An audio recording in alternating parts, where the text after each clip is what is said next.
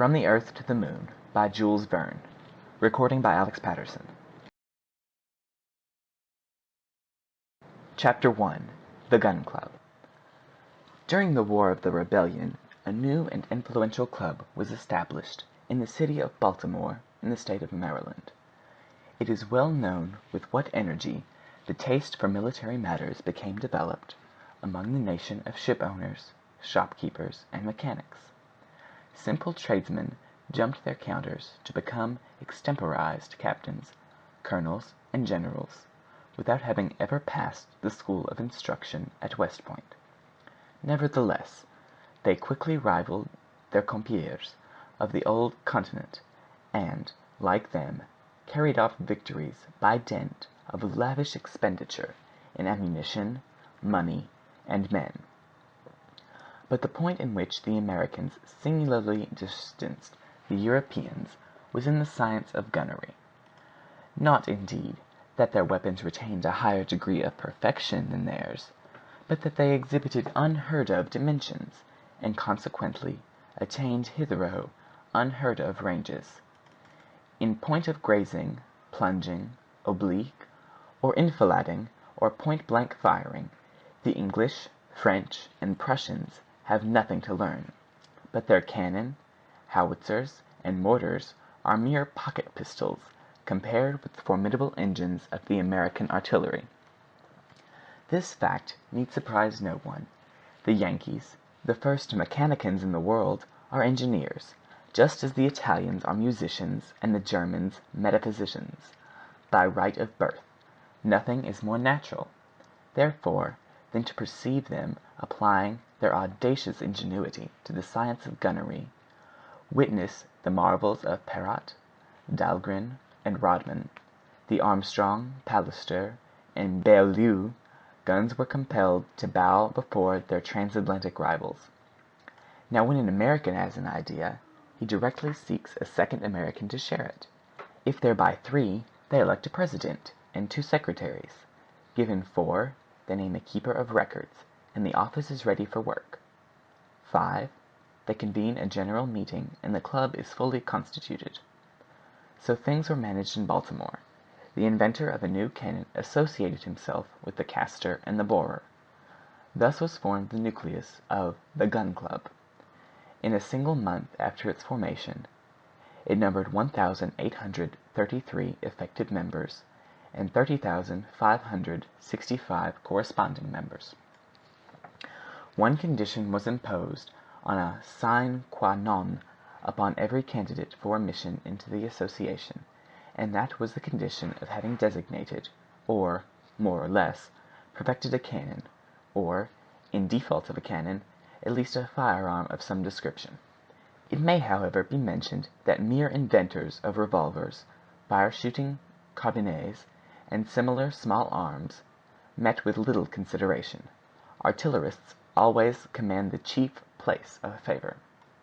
The estimation in which these gentlemen were held, according to one of the most scientific exponents of the Gun Club, was proportional to the masses of their guns, and in the direct ratio of the square of the distance attained by their projectiles. The Gun Club once founded, it is easy to conceive the result of the inventive genius of the Americans. Their military weapons attained colossal proportions, and their projectiles, exceeding the prescribed limit, unfortunately occasionally cut in two some offending pedestrians. These inventions, in fact, left far in the rear the timid instruments of European artillery. It is but fair to add that these Yankees, brave as they have ever proved themselves to be, did not confine themselves to theories and formulae, but that they paid heavily, in propria persona, for their inventions. Among them were to be counted officers of all ranks, from lieutenants to generals, military men of every age, from those who were just making their début in the profession of arms, up to those who had grown old in the gun carriage. Many had found their rest on the field of battle, whose names figured in the book of honor of the Gun Club, and of those who made good their return, the greater proportion bore the marks of their indisputable valor. Crutches, wooden legs, artificial arms, steel hooks, caoutchouc jaws, silver craniums, platinum noses, were all to be found in the collection, and it was calculated by the great statistician Pitcairn that throughout the Gun Club there was not quite one arm between 4 persons and 2 legs between 6. Nevertheless, these valiant artillerists took no particular account of these little facts, and felt justly proud when the dispatches of the battle returned the number of victims at tenfold the quantity of projectiles expended. One day, however, sad and melancholy day, peace was signed between the survivors of the war. The thunder of the guns gradually ceased, and the mortars were silent. The howitzers were muzzled for an indefinite period. The cannon, with muzzles depressed, were returned into the arsenal. The shot were repiled, all bloody reminiscences were effaced. The cotton plants grew luxuriously in the well-manured fields, and all mourning garments were laid aside, together with grief, and the Gun Club was relegated to profound inactivity. Some few of the more advanced and inveterate theorists set themselves again to work upon calculations regarding the laws of projectiles. They reverted invariably to gigantic shells and howitzers of unparalleled caliber. Still, in default of practical experience, what was the value of mere theories? Consequently, the club rooms became deserted. The servants dozed in the antechambers. The newspapers grew moldy on the tables. Sounds of snoring came from the dark corners, and the members of the Gun Club, erstwhile so noisily in their séances, were reduced to silence by this disastrous peace, and gave themselves up wholly to dreams of the Platonic kind of artillery. "This is horrible," said Tom Hunter one evening, while rapidly carbonizing his wooden leg in the fireplace of the smoking room. "Nothing to do, nothing to look forward to. What a loathsome existence! When again shall the guns arouse us in the morning with their delightful report?" "Those days are gone," said Jolly Bilsby, trying to extend his missing arms.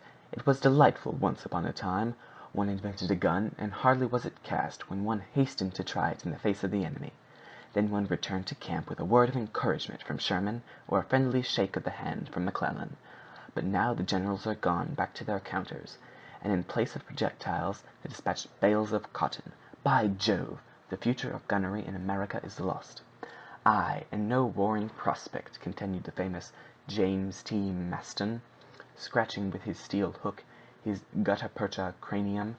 "Not a cloud on the horizon, and that, too, at such a critical period in the progress of the science of artillery. Yes, gentlemen, I who address you have myself this very morning perfected a model, plan, section, elevation, etc., of a mortar destined to change all the conditions of warfare."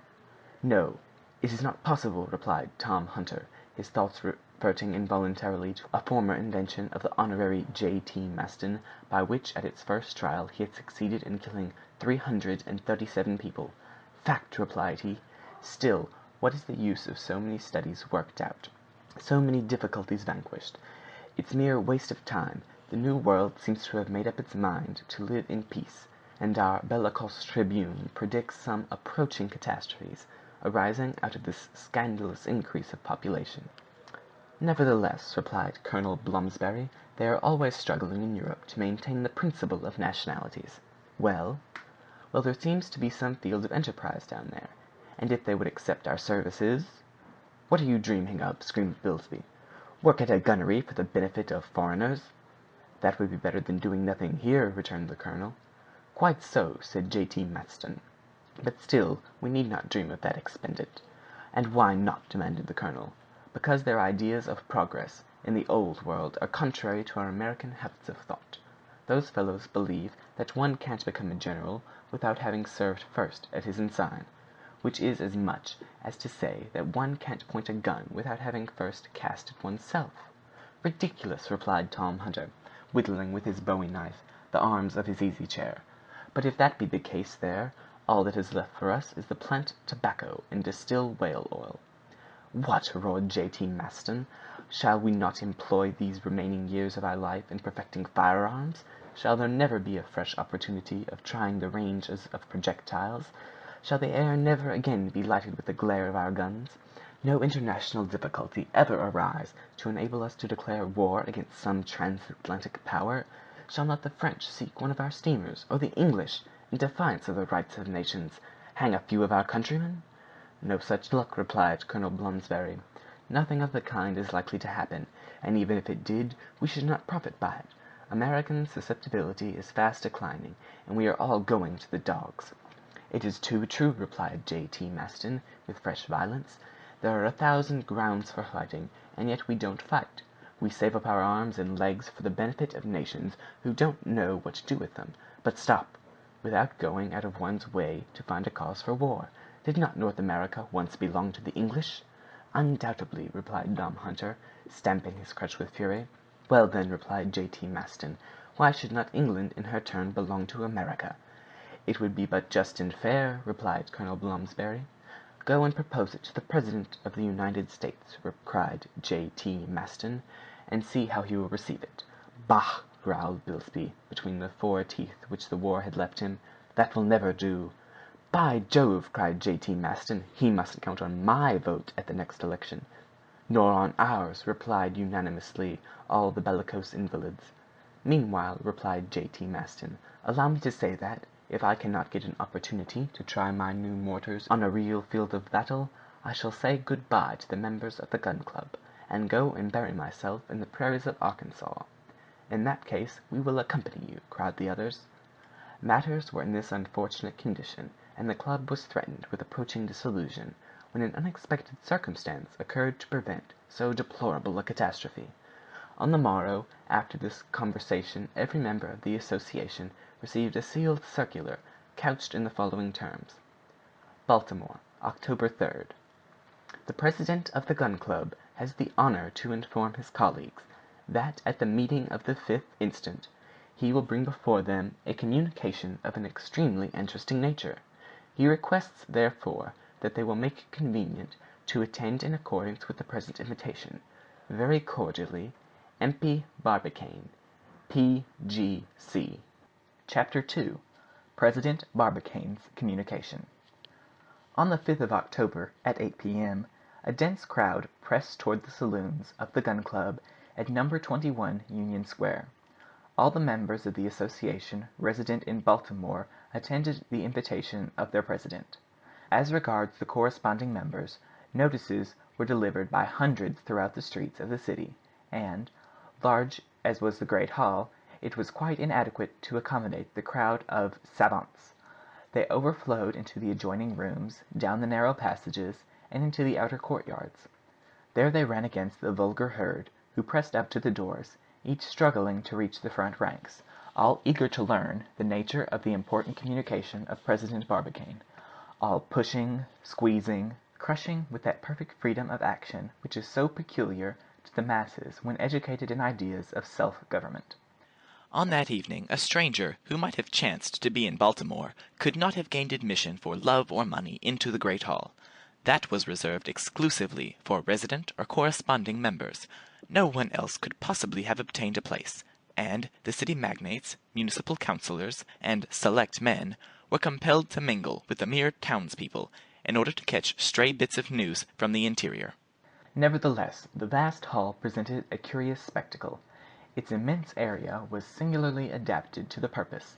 Lofty pillars formed of cannon, superimposed upon huge mortars as a base, supported the fine ironwork of the arches, a perfect piece of cast-iron lacework.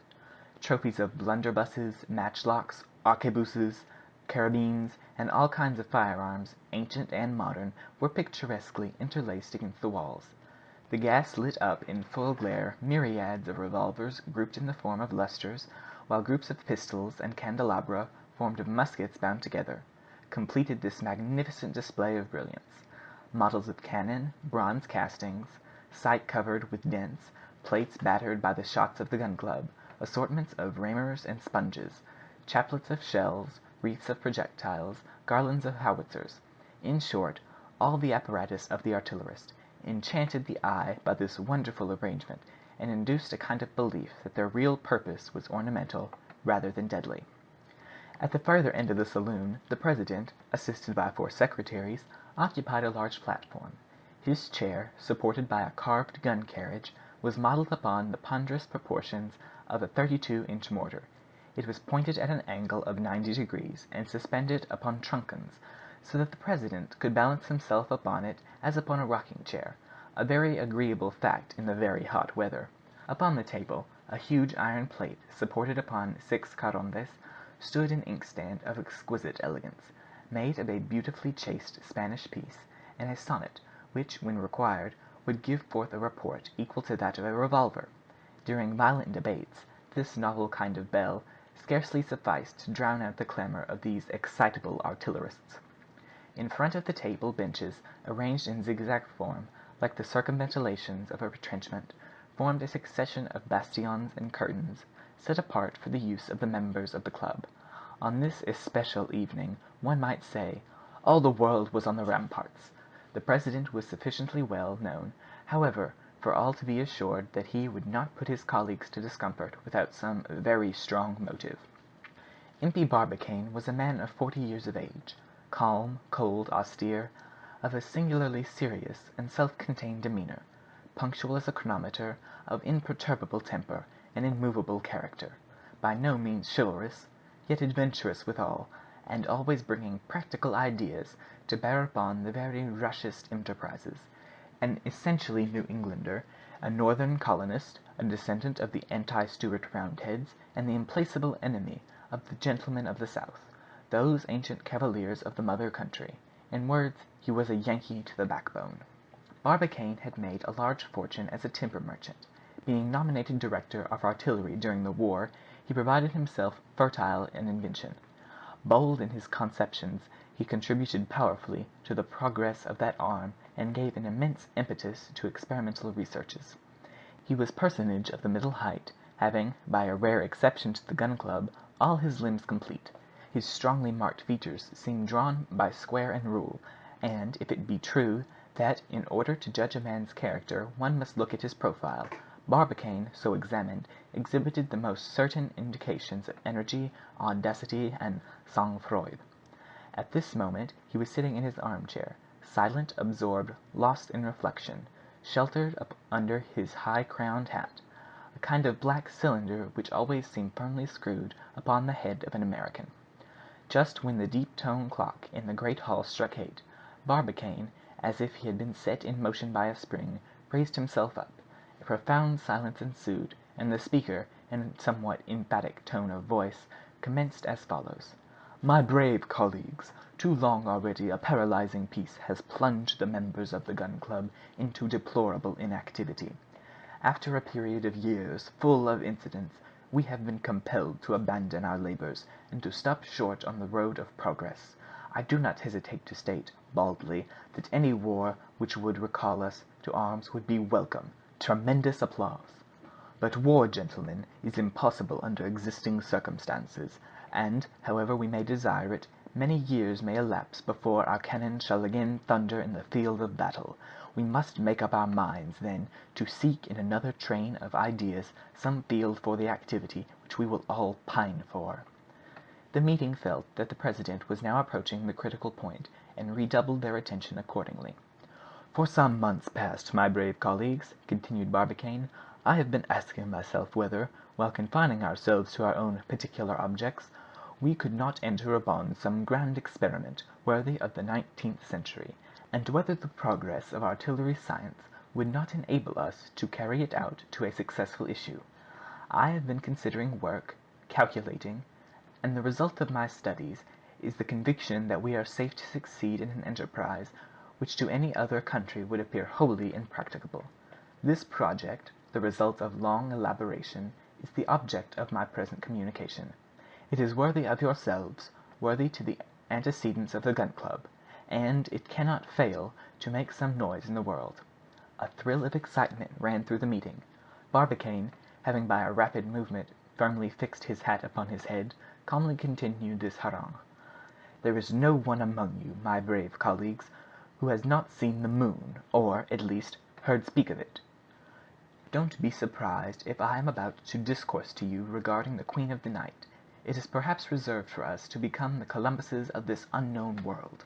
Only enter into my plans and second me with all your power, and I will lead you to its conquest, and its name shall be added upon those of the 36 states which compose this great union." "Three cheers for the moon!" roared the Gun Club with one voice. "The moon, gentlemen, has been carefully studied," continued Barbicane. "Her mass, density, and weight, her constitution, motions, distance, as well as her place in the solar system, all have been exactly determined. Selenographic charts have been constructed with a perfection which equals, if it does not even surpass, that of our terrestrial maps. Photography has given us proofs of the incomparable beauty of our satellite. All is known regarding the moon, which mathematical science, astronomy, geology, and optics can learn about her. But up to the present moment no direct communication has been established with her." A violent movement of interest and surprise here greeted this remark of the speaker. "Permit me," he continued, "to recount to you briefly how certain ardent spirits, starting on imaginary journeys, have penetrated the secrets of our satellite. In the 17th century a certain David Fabricius boasted of having seen with his own eyes the inhabitants of the moon. In 1649 a Frenchman, one Jean Ballun, published a journey performed from the earth to the moon by Domingo Gonzalez, a Spanish adventurer. At the same period Cyrano de Bergerac published that celebrated Journeys to the Moon, which met with such success in France. Somewhat later, another Frenchman, named Fontenelle, wrote The Plurality of Worlds, a chef d'oeuvre of its time. About 1835 a small treatise, translated from the New York American, related how Sir John Herschel, having been dispatched to the Cape of Good Hope for the purpose of making there some astronomical calculations, had, by means of a telescope brought to perfection by means of internal lighting, reduced the apparent distance of the moon to 80 yards. He then distinctly perceived caverns, frequented by hippopotami, green mountains bordered by golden lacework, sheep with horns of ivory, a white species of deer, and inhabitants with membranous wings like bats. This brochure, the work of an American named Locke, had a great sale. But to bring this rapid sketch to a close, I will only add that a Captain Hans Pfaall, of Rotterdam, launched himself in a balloon filled with a gas extracted from nitrogen, 37 times lighter than hydrogen, reaching the moon after a passage of 19 hours. This journey, like all previous ones, was purely imaginary. Still, it was the work of a popular American author, I mean Edgar Poe. "Cheers for Edgar Poe!" roared the assemblage, electrified by their president's words. "I have now enumerated," said Barbicane, "the experiments which I call purely paper ones, and wholly insufficient to establish serious relations with the Queen of the Night. Nevertheless, I am bound to add that some practical geniuses have attempted to establish actual communication with her. Thus, a few days ago, a German geometrician proposed to send a scientific expedition to the steppes of Siberia.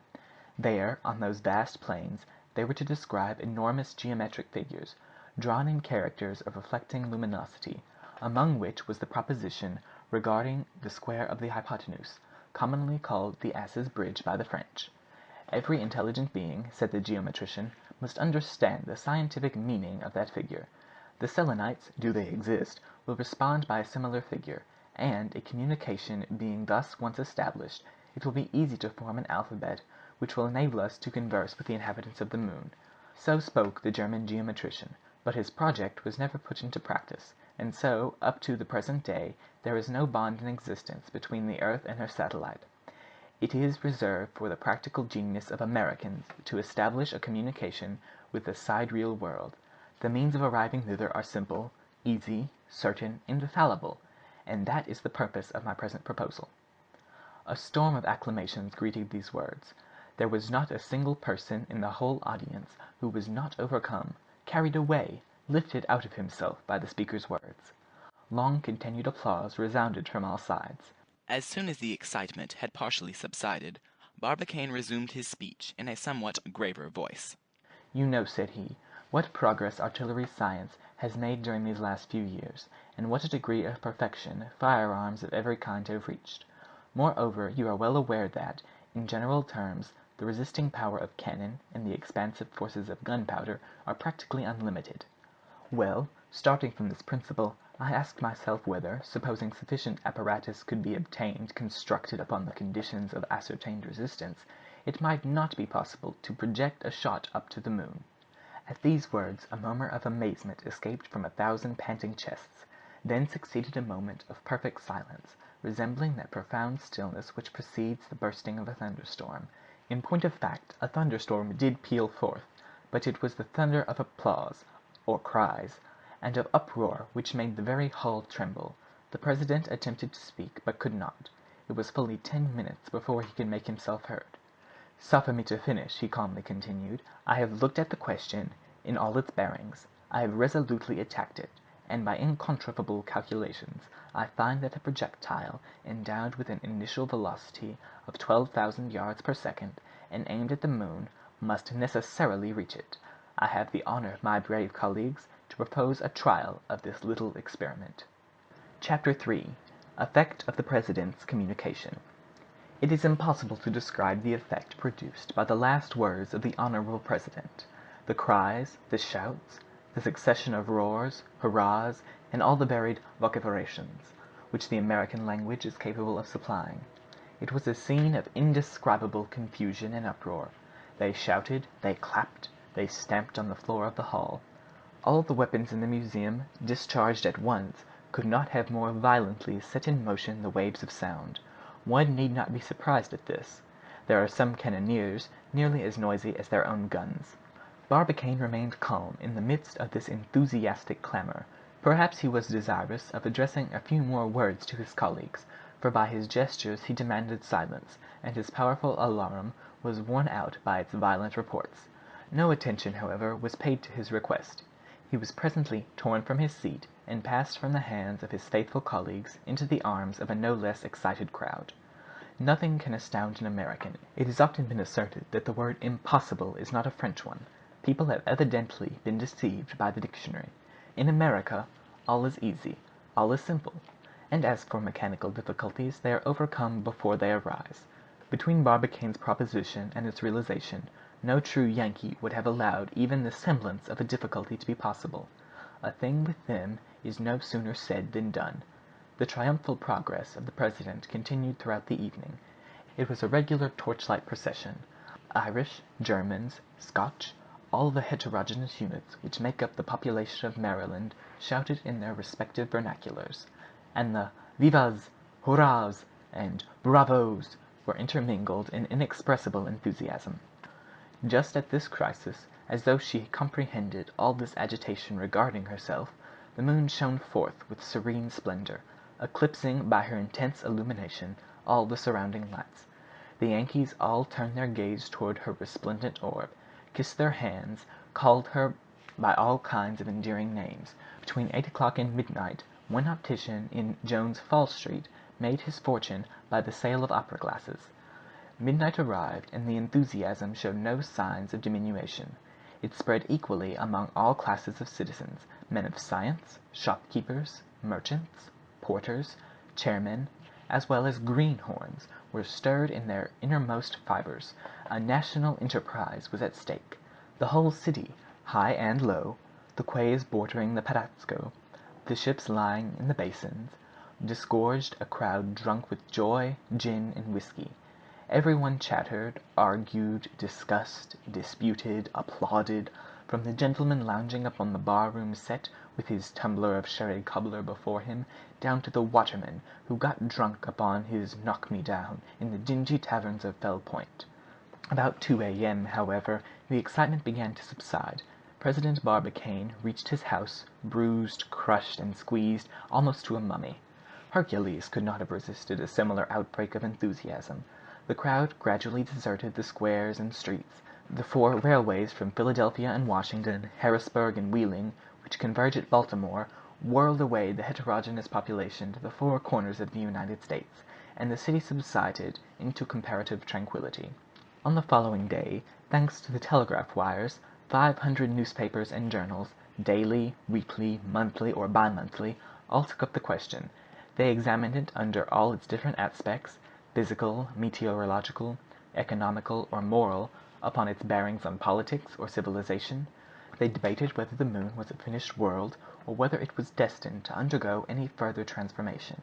Did it resemble the earth at the period when the latter was destitute as yet of an atmosphere? What kind of spectacle would its hidden hemisphere present to our terrestrial spheroid? Granting that the question present was simply that of sending a projectile up to the moon, everyone must see that involved the commencement of a series of experiments. All must hope that some day America would penetrate the deepest secrets of the mysterious orb, and some even seemed to fear lest its conquest should not sensibly derange the equilibrium of Europe. The project once under discussion, not a single paragraph suggested a doubt of its realization. All the papers, pamphlets, reports, all the journals published by the scientific, literary, and religious societies enlarged upon its advantages, and the Society of Natural History of Boston, the Society of Science and Art of Albany, the Geographical and Statistical Society of New York, the Philosophical Society of Philadelphia, and the Smithsonian of Washington sent innumerable letters of congratulation to the Gun Club, together with offers of immediate assistance and money. From that day forward, Impey Barbicane became one of the greatest citizens of the United States, a kind of Washington of science. A single trait of feeling, taken from many others, will serve to show the point which this homage of a whole people to a single individual attained. Some few days after this memorable meeting of the Gun Club, the manager of an English company announced, at the Baltimore Theatre, the production of Much Ado About Nothing, but the populace, seeing in that title an allusion damaging to Barbicane's project, broke into the auditorium, smashed the benches, and compelled the unlucky director to alter his playbill.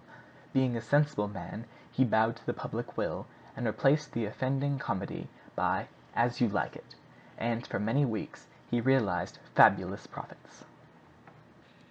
Chapter 4. Reply from the Observatory of Cambridge. Barbicane, however, lost not one moment amid all the enthusiasm of which he had become the object. His first care was to reassemble his colleagues in the boardroom of the Gun Club. There, after some discussion, it was agreed to consult the astronomers regarding the astronomical part of the enterprise. Their reply once ascertained, they could then discuss the mechanical means, and nothing should be wanting to ensure the success of this great experiment. A note couched in precise terms, containing special interrogatories, was then drawn up and addressed to the Observatory of Cambridge in Massachusetts. This city, where the first university of the United States was founded, is justly celebrated for its astronomical staff. There are to be found assembled all the most eminent men of science. Here is to be seen at work that powerful telescope which enabled Bond to resolve the nebula of Andromeda, and Clark to discover the satellite of Sirius. This celebrated institution fully justified on all points the confidence reposed in it by the Gun Club. So after 2 days, the reply so impatiently awaited was placed in the hands of President Barbicane. It was couched in the following terms: The Director of the Cambridge Observatory to the President of the Gun Club at Baltimore. Cambridge, October 7th. On the receipt of your favor of the 6th instant, addressed to the Observatory of Cambridge in the name of the members of the Baltimore Gun Club, our staff was immediately called together, and it was judged expedient to reply as follows. The questions which have been proposed to it are these: 1. Is it possible to transmit a projectile up to the moon? 2. What is the exact distance which separates the Earth from its satellite? 3. What will be the period of transit of the projectile when endowed with sufficient initial velocity, and, consequently, at what moment ought it to be discharged in order that it may touch the moon at a particular point? 4. At what precise moment will the moon present herself in the most favorable position to be reached by the projectile? 5. What point in the heavens ought the cannon to be aimed at which is intended to discharge the projectile? 6. What place will the moon occupy in the heavens at the moment of the projectile's departure? Regarding the first question, is it possible to transmit a projectile up to the moon? Answer, yes, provided it possesses an initial velocity of 1,200 yards per second. Calculations prove that to be sufficient. In proportion as we recede from the earth, the action of gravitation diminishes in the inverse ratio of the square of the distance. That is to say, at 3 times the given distance, the action is 9 times less. Consequently, the weight of the shot will decrease and will become reduced to 0 at the instant that the attraction of the moon exactly counterposes that of the earth. That is to say, at 47/50 seconds of its passage. At that instant the projectile will have no weight whatever, and if it passes that point, it will fall into the moon by the sole effect of the lunar attraction. The theoretical possibility of the experiment is therefore absolutely demonstrated. Its success must depend upon the power of the engine deployed. As to the second question, what is the exact distance which separates the earth from its satellite? Answer. The moon does not describe a circle round the earth, but rather an ellipse, of which our earth occupies one of the foci. The consequence, therefore, is that at certain times it approaches nearer to, and at other times it recedes farther from the earth. In astronomical language, it is said at one time in apogee, at another in perigee. Now the difference between its greatest and its least distance is too considerable to be left out of consideration. In point of fact, in its apogee, the moon is 247,552 miles, and in its perigee, 218,657 miles only distant, a fact which makes a difference of 28,895 miles, or more than 1/9 of the entire distance. The perigee distance, therefore, is that which ought to serve as the basis of all calculations. To the third question. Answer. If the shot should preserve continuously its initial velocity of 12,000 yards per second, it would require little more than 9 hours to reach its destination, but inasmuch as that initial velocity will be continually decreasing, it will occupy 300,000 seconds, that is 83 hours 20 minutes, in reaching the point where the attraction of the earth and the moon will be in equilibrio. From this point it will fall into the moon in 50,000 seconds, or 13 hours, 53 minutes, 20 seconds. It will be desirable, therefore, to discharge it 97 hours, 13 minutes, 20 seconds before the arrival of the moon at the point aimed at. Regarding question 4, at what precise moment will the moon present herself in the most favorable position, etc.? Answer. After what has been said above, it will be necessary, first of all, to choose the period when the moon will be in perigee, and also the moment when she will be crossing the zenith, which latter event will further diminish the entire distance by a length equal to the radius of the earth, i.e. 3,919 miles, the result of which will be that the final passage remaining to be accomplished will be 214,976 miles. But although the moon passes her perigee every month, she does not reach the zenith always at exactly the same moment. She does not appear under these two conditions simultaneously, except at long intervals of time. It will be necessary, therefore, to wait for the moment when her passage in perigee shall coincide with that in the zenith. Now, by fortunate circumstances, on the 4th of December in the ensuing year, the moon will present these two conditions. At midnight she will be in perigee, that is, at her shortest distance from the earth, and at the same moment she will be crossing the zenith. On the fifth question, at what point in the heavens ought the cannon to be aimed? Answer. The preceding remarks being admitted, the cannon ought to be pointed to the zenith of the place. Its fire, therefore, will be perpendicular to the plane of the horizon, and the projectile will soonest pass beyond the range of the terrestrial attraction. But, in order that the moon should reach the zenith of a given place, it is necessary that the place should not exceed, in latitude, the declination of the luminary. In other words, it must be comprised within the degrees 0 degrees and 28 degrees of latitude north or south. To every other spot the fire must necessarily be oblique, which would seriously militate against the success of the experiment. As to the sixth question, what place will the moon occupy in the heavens at the moment of the projectile's departure? Answer. At the moment when the projectile shall be discharged into space, the moon, which travels daily forward 13 degrees, 10 minutes, 35 seconds, will be distant from the zenith point by 4 times that quantity, i.e. by 52 degrees, 41 minutes, 20 seconds, a space which corresponds to the path which she will describe during the entire journey of the projectile. But, inasmuch as it is equally necessary to take into account the deviation which the rotary motion of the earth will impart to the shot, and as the shot cannot reach the moon until after a deviation equal to 16 radii of the earth, which, calculated upon the moon's orbit, are equal to about 11 degrees, it becomes necessary to add these 11 degrees to those which express the retardation of the moon just mentioned, that is to say, in round numbers, about 64 degrees. Consequently, at the moment of firing, the visual radius applied to the moon will describe, with the vertical line of the place an angle of 64 degrees. These are our answers to the question proposed to the Observatory of Cambridge by the members of the Gun Club. To sum it up: first, the cannon ought to be planted in a country situated between 0 degrees and 28 degrees of north or south latitude. Second, it ought to be pointed directly toward the zenith of the place. Third, the projectile ought to be propelled with an internal velocity of 12,000 yards per second. Fourth, it ought to be discharged at 10 hours, 46 minutes, 40 seconds of the 1st of December of the ensuing year. Fifth, it will meet the moon 4 days after its discharge, precisely at midnight on the 4th of December, at the moment of its transit across the zenith. The members of the Gun Club ought, therefore, without delay, to commence the works necessary for such an experiment, and to be prepared to set to work at the moment determined upon, for if they should suffer this 4th of December to go by, they will not find the moon again under the same conditions of perigee and of zenith until 18 years and 11 days afterward. The staff of the Cambridge Observatory place themselves entirely at their disposal in respect of all questions of theoretical astronomy, and herewith add their congratulations to those of all the rest of America. For the astronomical staff, J. M. Belfast, Director of the Observatory of Cambridge. Chapter 5. The Romance of the Moon.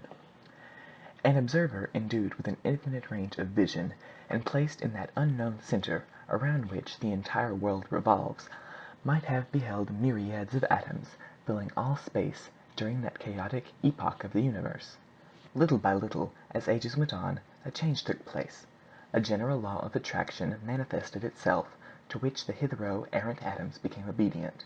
These atoms, combined together chemically according to their affinities, form themselves into molecules, and compose those nebulous masses with which the depths of the heavens are strewed.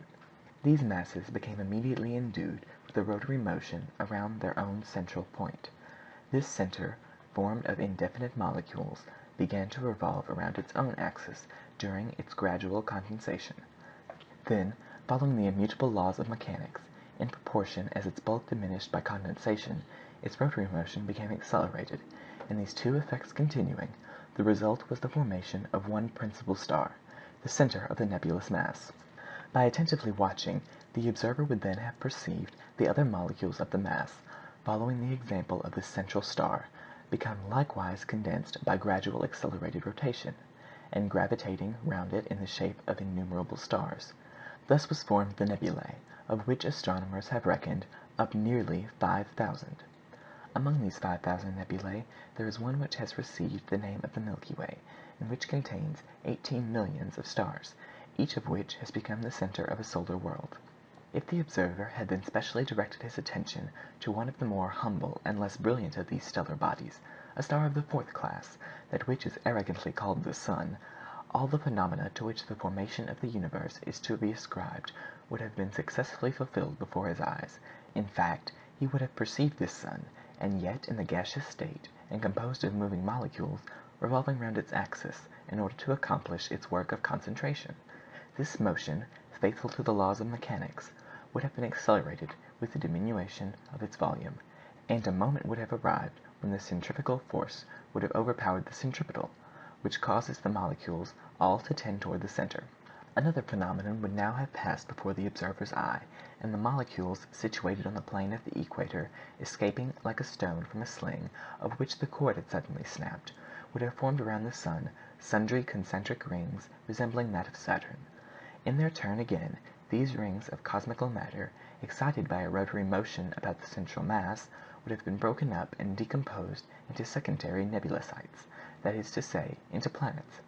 Similarly, he would have observed these planets throw off one or more rings each, which became the origin of the secondary bodies which we call satellites. Thus, then, advancing from atom to molecule, from molecule to nebulous mass, from that to principal star, from star to sun, from sun to planet, and hence to satellite, we have the whole series of transformations undergone by the heavenly bodies during the first days of the world. Now, of those attendant bodies which the sun maintains in their elliptical orbits by the great law of gravitation, some few in turn possess satellites. Uranus has 8, Saturn 8, Jupiter 4, Neptune possibly 3, and the Earth 1. This last, one of the least important of the entire solar system, we call the moon, and it is she whom the daring genius of the Americans professed their intention of conquering. The moon, by her comparative proximity, and the constantly varying appearances produced by her several phases, has always occupied a considerable share of the attention of the inhabitants of the earth. From the time of Thales of Miletus in the 5th century B.C., down to that of Copernicus in the 15th, and Tycho Brahe in the 16th century A.D., observations have been from time to time carried on with more or less correctness, until in the present day the altitudes of the lunar mountains have been determined with exactitude. Galileo explained the phenomena of the lunar light produced during certain of her phases by the existence of mountains, to which he assigned a mean altitude of 27,000 feet. After him, Hevelius, an astronomer of Denstic, reduced the highest elevations to 15,000 feet, but the calculations of Riccoli brought them up again to 21,000 feet. At the close of the 18th century, Herschel, armed with a powerful telescope, considerably reduced the preceding measurements. He assigned a height of 11,400 feet to the maximum elevations, and reduced the mean of the different altitudes to little more than 2,400 feet. But Herschel's calculations were in their turn corrected by the observations of Halley, Nasmyth, Bianchini, Grützian, and others, but it was reserved for the labors of Boer and Madelaire finally to solve the question. They succeeded in measuring 1,905 different elevations, of which 6 exceeded 15,000 feet, and 22 exceeded 14,400 feet, the highest summit of all towers to a height of 22,606 feet above the surface of the lunar disk. At the same period the examination of the moon was completed. She appeared completely riddled with craters, and her essentially volcanic character was apparent at each observation. By the absence of refraction in the rays of the planets occulted by her, we conclude that she is absolutely devoid of an atmosphere. The absence of air entails the absence of water.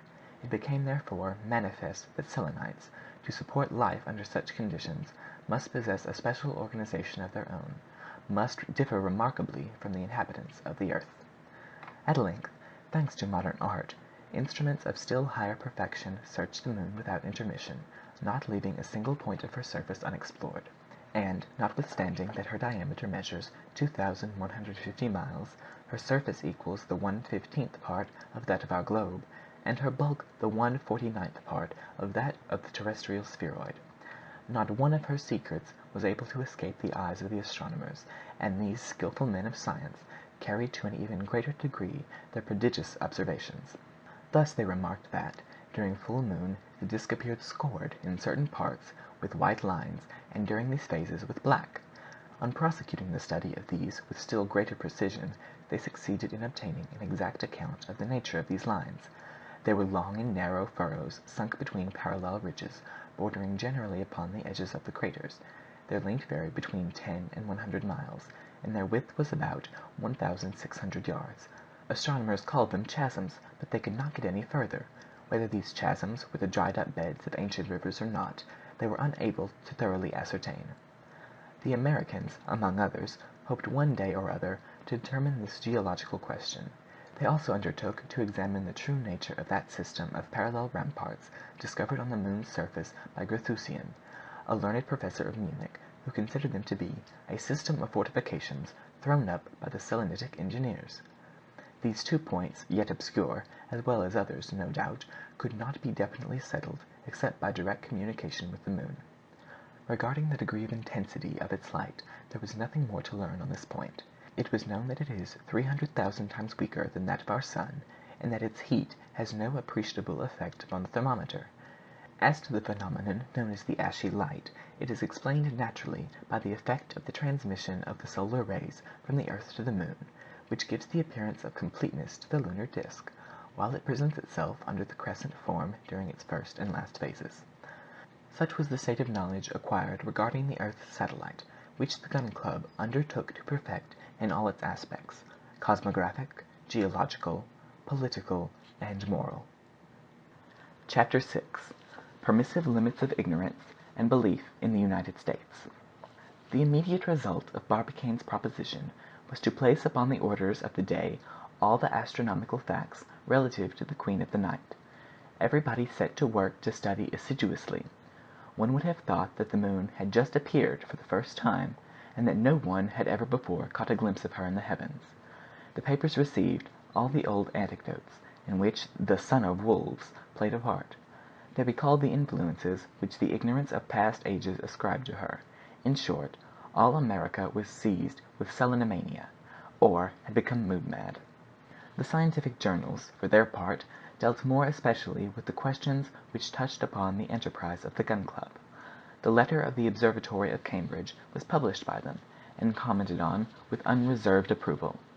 Until that time, most people had been ignorant of the mode in which the distance which separates the earth from the moon is calculated.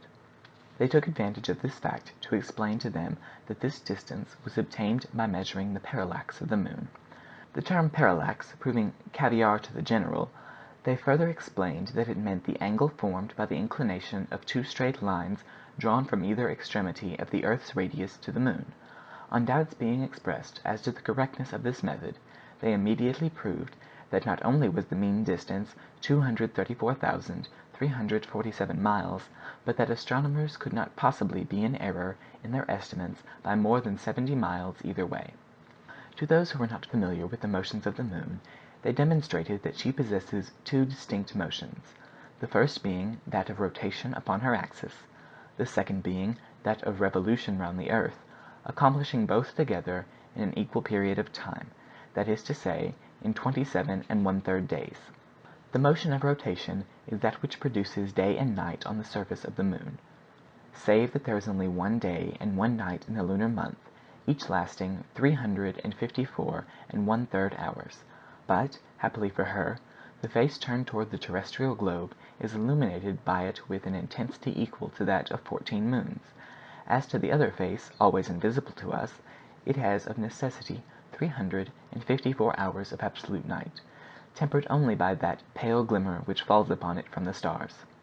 Some well-intentioned but rather obstinate persons could not at first comprehend how, if the moon displays invariably the same face to the earth during her revolution, she can describe one turn round herself. To such they answered, "Go into your dining room and walk round the table in such a way as to always keep your face turned toward the center. By the time you will have achieved one complete round, you will have completed one turn around yourself, since your eye will have traversed successively every point of the room. Well, then, the room is the heavens, the table is the earth, and the moon is yourself." And they would go away delighted. So then, the moon displays invariably the same face to the earth. Nevertheless, to be quite exact, it is necessary to add that, in consequence of certain fluctuations of north and south, and of west and east, termed her libration, she permits rather more than half, that is to say, 5/7, to be seen. As soon as the ignoramuses came to understand as much as the director of the observatory himself knew, they began to worry themselves regarding her revolution round the earth, whereupon 20 scientific reviews immediately came to the rescue. They pointed out to them that the firmament, with its infinitude of stars, may be considered as one vast dial plate, upon which the moon travels, indicating the true time to all the inhabitants of the earth; that it is during this movement that the Queen of Night exhibits her different phases; that the moon is full when she is in opposition with the sun, that is, when the three bodies are on the same straight line, the earth occupying the center; that she is new when she is in conjunction with the sun, that is, when she is between it and the earth; and lastly, that she is in her first or last quarter when she makes with the sun and the earth an angle of which she herself occupies the apex. Regarding the altitude which the moon attains above the horizon, the letter of the Cambridge University had said all that was to be said in this respect. Everyone knew that this altitude varies according to the latitude of the observer, but the only zones of the globe in which the moon passes the zenith, that is, the point directly over the head of the spectator, are of necessity comprised between the 28th parallels and the equator. Hence the importance of the advice to try the experiment upon some point of that part of the globe, in order that the projectile might be discharged perpendicularly, and so the soonest escape the action of gravitation. This was an essential condition to the success of the enterprise, and continued actively to engage the public attention. Regarding the path described by the moon in her revolution round the earth, the Cambridge Observatory had demonstrated that this path is a re-entering curve, not a perfect circle, but an ellipse, of which the earth occupies one of the foci. It was also well understood that it is furthest removed from the earth during its apogee, and approaches most nearly to it at its perigee. Such was the extent of knowledge possessed by every American on the subject, and of which no one could decently profess ignorance. Still, while these principles were being rapidly disseminated, many errors and illusory fears proved less easy to eradicate. For instance, some worthy persons maintained that the moon was an ancient comet which, in describing its elongated orbit round the sun, happened to pass near the earth, and became confined within her circle of attraction. These drawing-room astronomers professed to explain the charred aspect of the moon, a disaster which they attributed to the intensity of the solar heat. Only, on being reminded that comets have an atmosphere, and that the moon has little or none, they were fairly at a loss for a reply. Others again, belonging to the doubting class, expressed certain fears as to the position of the moon. They had heard it said that, according to observations made in the time of the caliphs, her revolution had become accelerated in a certain degree. Hence they concluded, logically enough, that an acceleration of motion ought to be accompanied by a corresponding diminution in the distance separating the two bodies, and that, supposing the double effect to be continued to infinity, the moon would end by one day falling into the earth.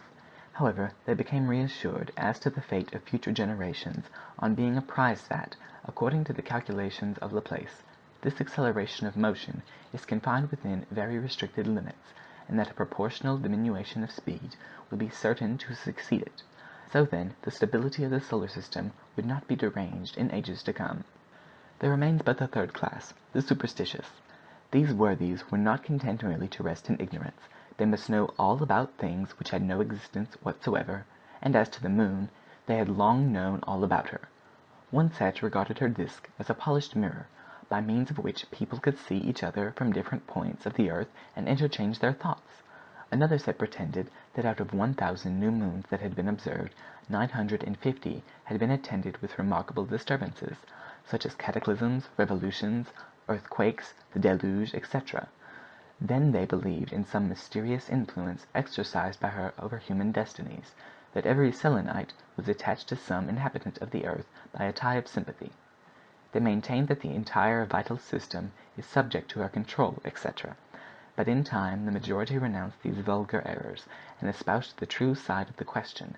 As for the Yankees, they had no other ambition than to take possession of this new continent of the sky, and to plant upon the summit of its highest elevation the star-spangled banner of the United States of America. Chapter 7. The Hymn of the Cannon-Ball.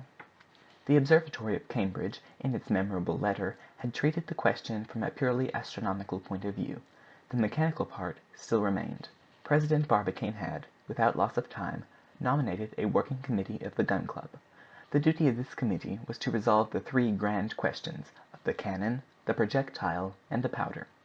It was composed of 4 members of great technical knowledge: Barbicane, with a casting vote in case of equality, General Morgan, Major Elphinstone, and J.T. Maston, to whom were confided the functions of secretary. On the 8th of October the committee met at the house of President Barbicane, 3 Republican Street. The meeting was opened by the president himself. "Gentlemen," he said, "we have to resolve one of the most important problems in the whole of the noble science of gunnery. It might appear, perhaps, the most logical course to devote our first meeting to the discussion of the engine to be employed. Nevertheless, after mature consideration, it has appeared to me that the question of the projectile must take precedence of that of the cannon, and that the dimensions of the latter must necessarily depend on those of the former." "Suffer me to say a word," here broke in J.T. Maston. Permission having been granted, "Gentlemen," said he with an inspired accent, "our president is right in placing the question of the projectile above all others. The ball we are about to discharge at the moon is our ambassador to her, and I wish to consider it from a moral point of view. The cannon ball, gentlemen, to my mind, is the most magnificent manifestation of human power. If Providence has created the stars and the planets, man has called the cannon ball into existence. Let Providence claim the swiftness of electricity and of light, of the stars, the comets, and the planets, of wind and sound. We claim to have invented the swiftness of the cannon ball, 100 times superior to that of the swiftest horses or railway train. How glorious will be the moment when, infinitely exceeding all hitherto attained velocities, we shall launch our new projectile with the rapidity of 7 miles a second. Shall it not, gentlemen, shall it not be received up there with the honors due to a terrestrial ambassador?" Overcome with emotion, the orator sat down and applied himself to a huge plate of sandwiches before him. "And now," said Barbicane, "let us quit the domain of poetry and come direct to the question." "By all means," replied the members, each with his mouthful of sandwich. "The problem before us," continued the president, "is how to communicate to a projectile a velocity of 12,000 yards per second. Let us at present examine the velocities hitherto attained. General Morgan will be able to enlighten us on this point." "And the more easily," replied the general, "that during the war I was a member of the committee of experiments. I may say, then, that the 100-pounder Dahlgrens, which carried a distance of 5,000 yards, impressed upon the projectile an initial velocity of 500 yards a second. The Rodman Columbiad threw a shot weighing half a ton, a distance of 6 miles, with a velocity of 800 yards per second, a result which Armstrong and Palliser have never obtained in England." "This," replied Barbicane, "is, I believe, the maximum velocity ever attained." "It is so," replied the general. "Ah!" groaned J.T. Maston, "if my mortar had not burst!" "Yes," quietly replied Barbicane, "but it did burst. We must take, then, for our starting point this velocity of 800 yards. We must increase it 20-fold. Now, reserving for another discussion the means of producing this velocity, I will call your attention to the dimensions which it will be proper to assign to the shot. You understand that we have nothing to do here with projectiles weighing at most but half a ton." "Why not?" demanded the major. "Because the shot," quickly replied J.T. Maston, "must be big enough to attract the attention of the inhabitants of the moon, if there are any." "Yes," replied Barbicane, "and for another reason more important still." "What mean you?" asked the major. "I mean that it is not enough to discharge a projectile and then to take no further notice of it. We must follow it throughout its course, up to the moment when it shall reach its goal." "What!" shouted the general and the major in great surprise. "Undoubtedly," replied Barbicane composedly, "or our experiment would produce no result." "But then," replied the major, "you will have to give this projectile enormous dimensions." "No." "Be good as to listen. You know that optical instruments have acquired great perfection. With certain instruments we have succeeded in obtaining enlargements of 6,000 times and reducing the moon to within 40 miles distance. Now, at this distance, any objects 60 feet square would be perfectly visible. If, then, the penetrative power of telescopes has not been further increased, it is because that power detracts from their light, and the moon, which is but a reflecting mirror, does not get back sufficient light to enable us to perceive objects of lesser magnitude." "Well, then, what do you propose to do?" asked the general. "Would you give your projectile a diameter of 60 feet?" "Not so." "Do you intend, then, to increase the luminous power of the moon?" "Exactly so. If I can succeed in diminishing the density of the atmosphere through which the moonlight has to travel, I shall have rendered her light more intense. To effect that object it will be enough to establish a telescope on some elevated mountain. That is what we will do." "I give it up," answered the major. "You have such a way of simplifying things, and what enlargement do you expect to obtain in this way?" "One of 48,000 times, which should bring the moon within an apparent distance of 5 miles, and, in order to be visible, objects need not have a diameter of more than 9 feet." "So, then," cried J.T. Maston, "our projectile need not be more than 9 feet in diameter." "Let me observe, however," interrupted Major Elphinstone, "this will involve a weight such as—" "My dear major," replied Barbicane, "before discussing its weight, permit me to enumerate some of the marvels which our ancestors have achieved in this respect. I don't mean to pretend that the science of gunnery was not advanced, but it is well to bear in mind that during the Middle Ages they obtained results more surprising, I will venture to say, than ours. For instance, during the siege of Constantinople by Mahomet II, in 1453, stones shot of 1,900 pounds weight were employed. At Malta, in the time of the knights, there was a gun of the fortress of St. Elmo which threw a projectile weighing 2,500 pounds. And now, what is the extent of what we have seen ourselves? Armstrong guns discharging shot of 500 pounds, and the Rodman guns projectiles of half a ton. It seems, then, that if projectiles have gained in range, they have lost far more in weight. Now, if we turn our efforts in that direction, we ought to arrive, with the progress on science at 10 times the weight of the shot of Mahomet II and the Knights of Malta. Clearly, replied the major, but what metal do you calculate upon employing? Simply cast iron, said General Morgan. But, interrupted the major, since the weight of the shot is proportionate to its volume, an iron ball of 9 feet in diameter would be of tremendous weight. Yes, if it were solid, not if it were hollow. Hollow, then it would be a shell. Yes, a shell, replied Barbicane. Decidedly it must be.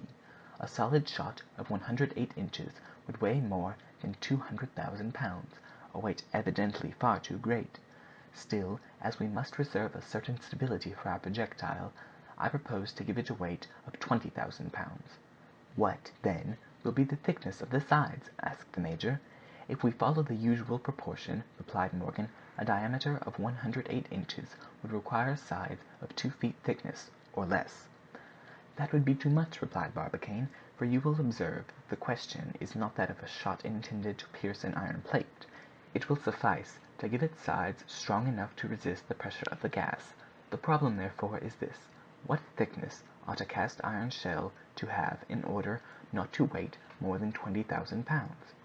Our clever secretary will soon enlighten us upon this point. Nothing easier, replied the worthy secretary of the committee, and, rapidly tracing a few algebraical formulae upon paper, among which n squared and x squared frequently appeared, he presently said, "The sides will require a thickness of less than 2 inches." "Will that be enough?" asked the major doubtfully. "Clearly not," replied the president. "What is to be done, then?" said Elphinstone, with a puzzled air. "Employ another metal instead of iron." "Copper?" said Morgan. "No, that would be too heavy. I have better than that to offer." "What, then?" asked the major. "Aluminum," replied Barbicane. "Aluminum!" cried his 3 colleagues in chorus. "Unquestionably, my friends, this valuable metal possesses the whiteness of silver, the indestructibility of gold, the tenacity of iron, the fusibility of copper, the lightness of glass. It is easily wrought. It is very widely distributed, forming the base of most of the rocks. It is 3 times lighter than iron, and seems to have been created for the express purpose of furnishing us with the material for our projectile." "But, my dear president," said the major, "is not the cost of aluminum extremely high?" "It was so at its first discovery, but it has fallen now to $9 a pound." "But still, $9 a pound!" replied the major, who was not willing readily to give in. "Even that is an enormous price." "Undoubtedly, my dear major, but not beyond our reach." "What will the projectile weigh, then?" asked Morgan. "Here is the result of my calculations," replied Barbicane. "A shot of 108 inches in diameter and 12 inches in thickness would weigh in cast iron 67,440 pounds.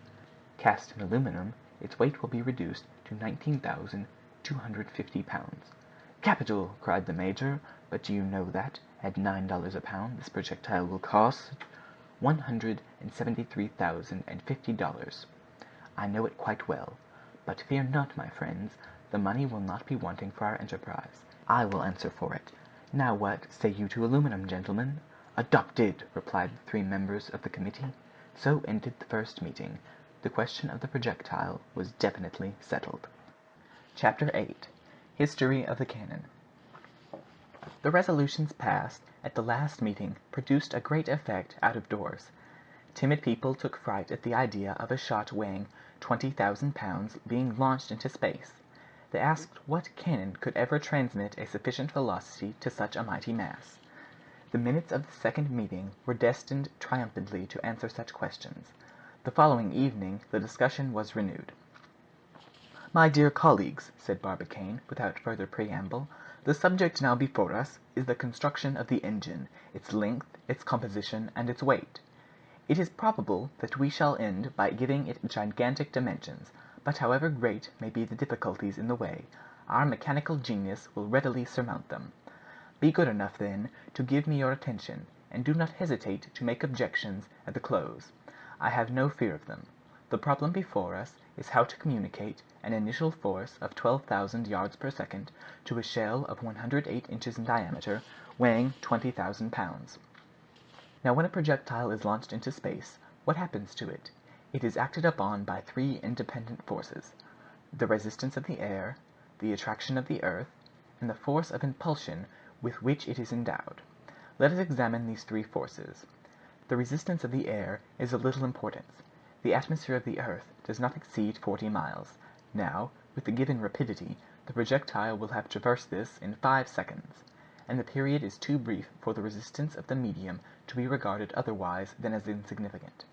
Proceeding then to the attraction of the earth, that is, the weight of the shell, we know that this weight will diminish in the inverse ratio of the square of the distance. When a body left to itself falls to the surface of the earth, it falls 5 feet in the first second, and if the same body were removed 257,542 miles further off, in other words, to the distance of the moon, its fall would be reduced to about half a line in the first second. That is almost equivalent to a state of perfect rest. Our business, then, is to overcome progressively this action of gravitation. The mode of accomplishing this is by the force of impulsion. "There is a difficulty," broke in the major. "True," replied the president, "but we will overcome that, for the force of impulsion will depend upon the length of the engine and the powder employed, the latter being limited only to the resisting power of the former.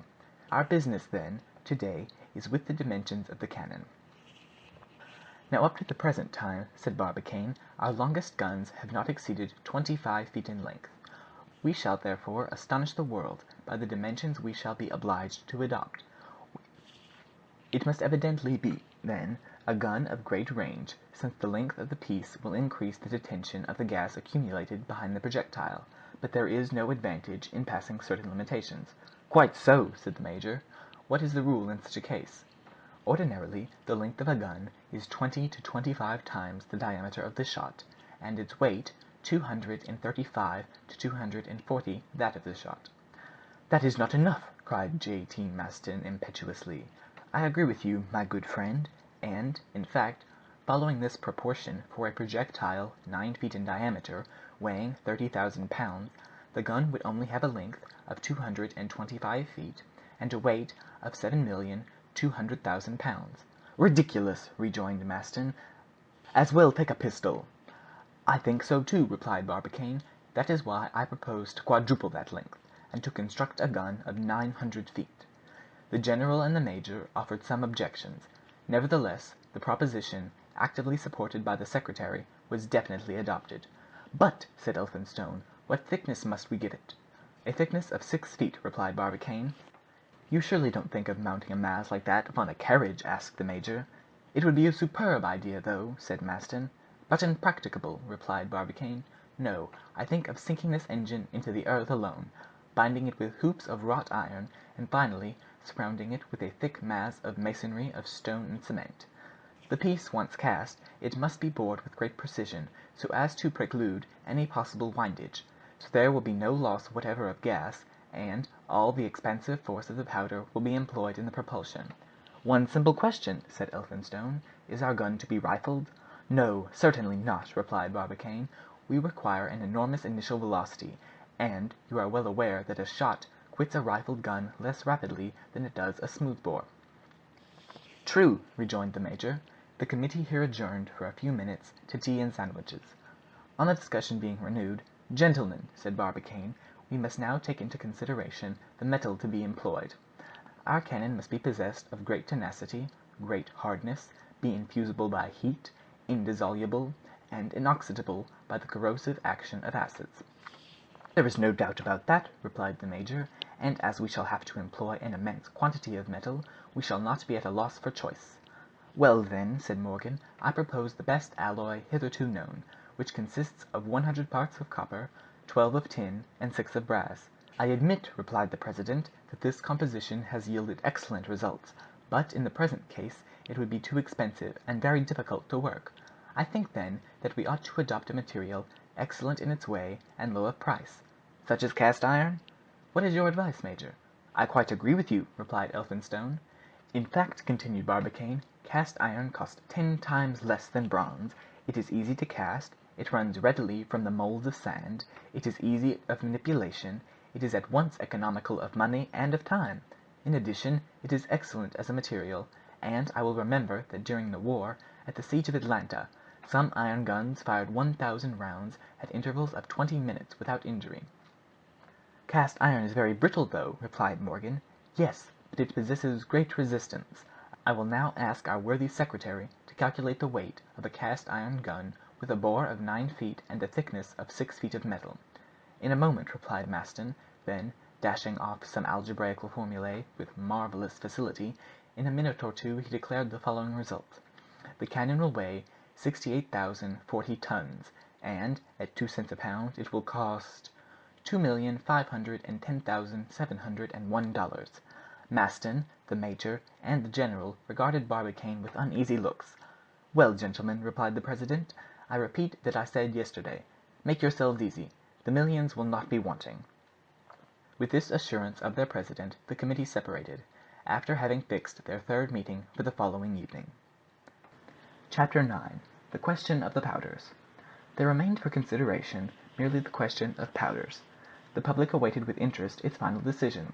The size of the projectile, the length of the cannon being settled, what would be the quantity of powder necessary to produce impulsion? It is generally asserted that gunpowder was invented in the 14th century by the monk Schwartz, who paid for his grand discovery with his life. It is, however, pretty well proved that this story ought to be ranked among the legends of the Middle Ages. Gunpowder was not invented by anyone. It was the lineal successor of the Greek fire, which, like itself, was composed of sulfur and saltpeter. Few persons are acquainted with the mechanical power of gunpowder. Now this is precisely what is necessary to be understood in order to comprehend the importance of the question submitted to the committee. A liter of gunpowder weighs about 2 pounds. During combustion it produces 400 liters of gas. This gas, on being liberated and acted upon by temperature raised to 2,400 degrees, occupies a space of 4,000 liters. Consequently, the volume of powder is to the volume of gas produced by its combustion as 1 to 4,000. One may judge, therefore, of the tremendous pressure of this gas when compressed within a space 4,000 times too confined. All this was, of course, well known to the members of the committee when they met on the following evening. The first speaker on this occasion was Major Elphinstone, who had been the director of the gunpowder factories during the war. "Gentlemen," said the distinguished chemist, "I began with some figures which will serve as the basis of our calculation. The old 24-pounder shot required for its discharge 16 pounds of powder." "You are certain of this amount?" broke in Barbicane. "Quite certain," replied the major. "The Armstrong cannon employs only 75 pounds of powder for a projectile of 800 pounds, and the Rodman Columbiad uses only 160 pounds of powder to send its half-ton shot a distance of 6 miles. These facts cannot be called in question, for I myself raised the point during the depositions taken before the Committee of Artillery." "Quite true," said the general. "Well," replied the major, "these figures go to prove that the quantity of powder is not increased with the weight of the shot. That is to say, if a 24-pounder shot requires 16 pounds of powder, in other words, if in ordinary gun we employ a quantity of powder equal to 2/3 of the weight of the projectile, the proportion is not constant. Calculate, and you will see that in place of 333 pounds of powder, the quantity is reduced to no more than 160 pounds. "What are you aiming at?" asked the president. "If you push your theory to extremes, my dear major," said J.T. Maston, "you will get to this, that as soon as your shot becomes sufficiently heavy, you will not require any powder at all." "Our friend Maston is always at his jokes, even in serious matters," cried the major. "But let him make his mind easy. I am going presently to propose gunpowder enough to satisfy his artillerist's propensities. I only keep to statistical facts when I say that, during the war, and for the very largest guns, the weight of the powder was reduced, as the result of experience, to 1/10 part of the weight of the shot."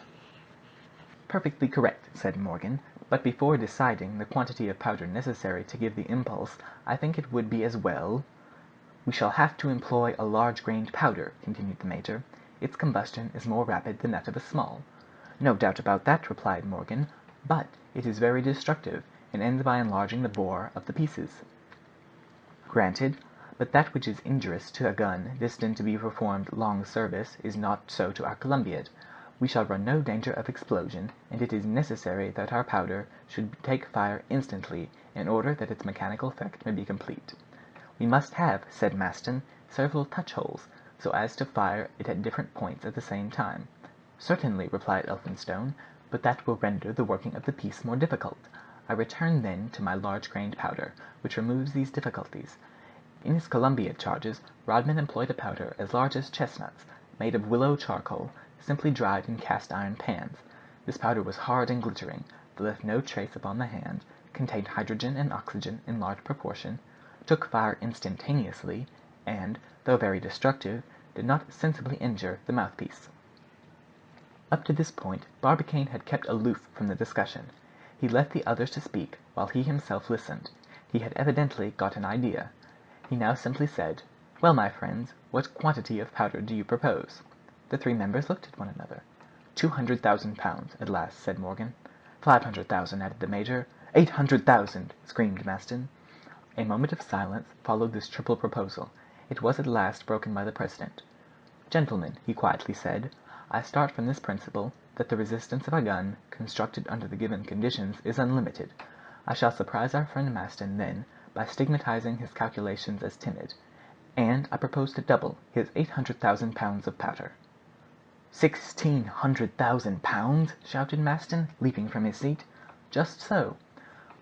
We shall have to come, then, to my ideal of a cannon half a mile long, for you see, 1,600,000 pounds will occupy a space of about 20,000 cubic feet, and since the contents of your cannon do not exceed 54,000 cubic feet, it would be half full, and the bore will not be more than long enough for the gas to communicate to the projectile sufficient impulse. Nevertheless," said the president, "I hold to that quantity of powder. Now, 1,600,000 pounds of powder will create 6,000 millions liters of gas. 6,000 millions! You quite understand?" "What is to be done, then?" said the general. "The thing is very simple. We must reduce this enormous quantity of powder while preserving to it its mechanical power." "Good! But by what means?" "I am going to tell you," replied Barbicane quietly. "Nothing is more easy than to reduce this mass to 1/4 of its bulk. You know that curious cellular matter which constitutes the elementary tissue of vegetables? This substance is quite pure in many bodies, especially in cotton, which is nothing more than the down of the seeds of the cotton plant. Now cotton, combined with cold nitric acid, become transformed into a substance eminently soluble, combustible, and explosive. It was first discovered in 1832 by Branchon, a French chemist, who called it xyloidine. In 1838 another Frenchman, Pellour, investigated its different properties, and finally, in 1846, Schobine, professor of chemistry at Bâle, proposed its employment for purposes of war. This powder, now called pyroxyle, or fulminating cotton, is prepared with great facility by simply plunging cotton for 15 minutes in nitric acid, then washing it in water, then drying it, and it is ready for use." "Nothing could be more simple," said Morgan. "Moreover, pyroxyle is unaltered by moisture, a valuable property to us, inasmuch as it would take several days to charge the cannon. It ignites at 170 degrees in place of 240, and its combustion is so rapid that one may set light to it on the top of the ordinary powder without the latter having time to ignite." "Perfect!" exclaimed the major. "Only it is more expensive." "What matter?" cried J.T. Maston. "Finally, it imparts to the projectile a velocity 4 times superior to that of gunpowder. I will even add that if we mix it with 1/8 of its own weight of nitrate of potassium, its expansive force is again considerably augmented." "Will that be necessary?" asked the major. "I think not," replied Barbicane. "So then, in place of 1,600,000 pounds of powder, we shall have but 400,000 pounds of fulminating cotton; and since we can, without danger, compress 500 pounds of cotton into 27 cubic feet, the whole quantity will not occupy a height of more than 180 feet within the bore of the Columbiad. In this way the shot will have more than 700 feet of bore to traverse under a force of 6 billion liters of gas before taking its flight toward the moon." At this juncture J.T. Maston could not repress his emotion. He flung himself into the arms of his friend with the violence of a projectile, and Barbicane would have been stove in if he had not been bomb-proof. This incident terminated the third meeting of the committee. Barbicane and his bold colleagues, to whom nothing seemed impossible, had succeeded in solving the complex problems of projectile, cannon, and powder. Their plan was drawn up, and it only remained to put it into execution. "A mere matter of detail, a bagatelle," said J.T. Maston. Chapter 10. One Enemy versus 25 Millions of Friends. The American public took a lively interest in the smallest details of the enterprise of the Gun Club. It followed day by day the discussion of the committee.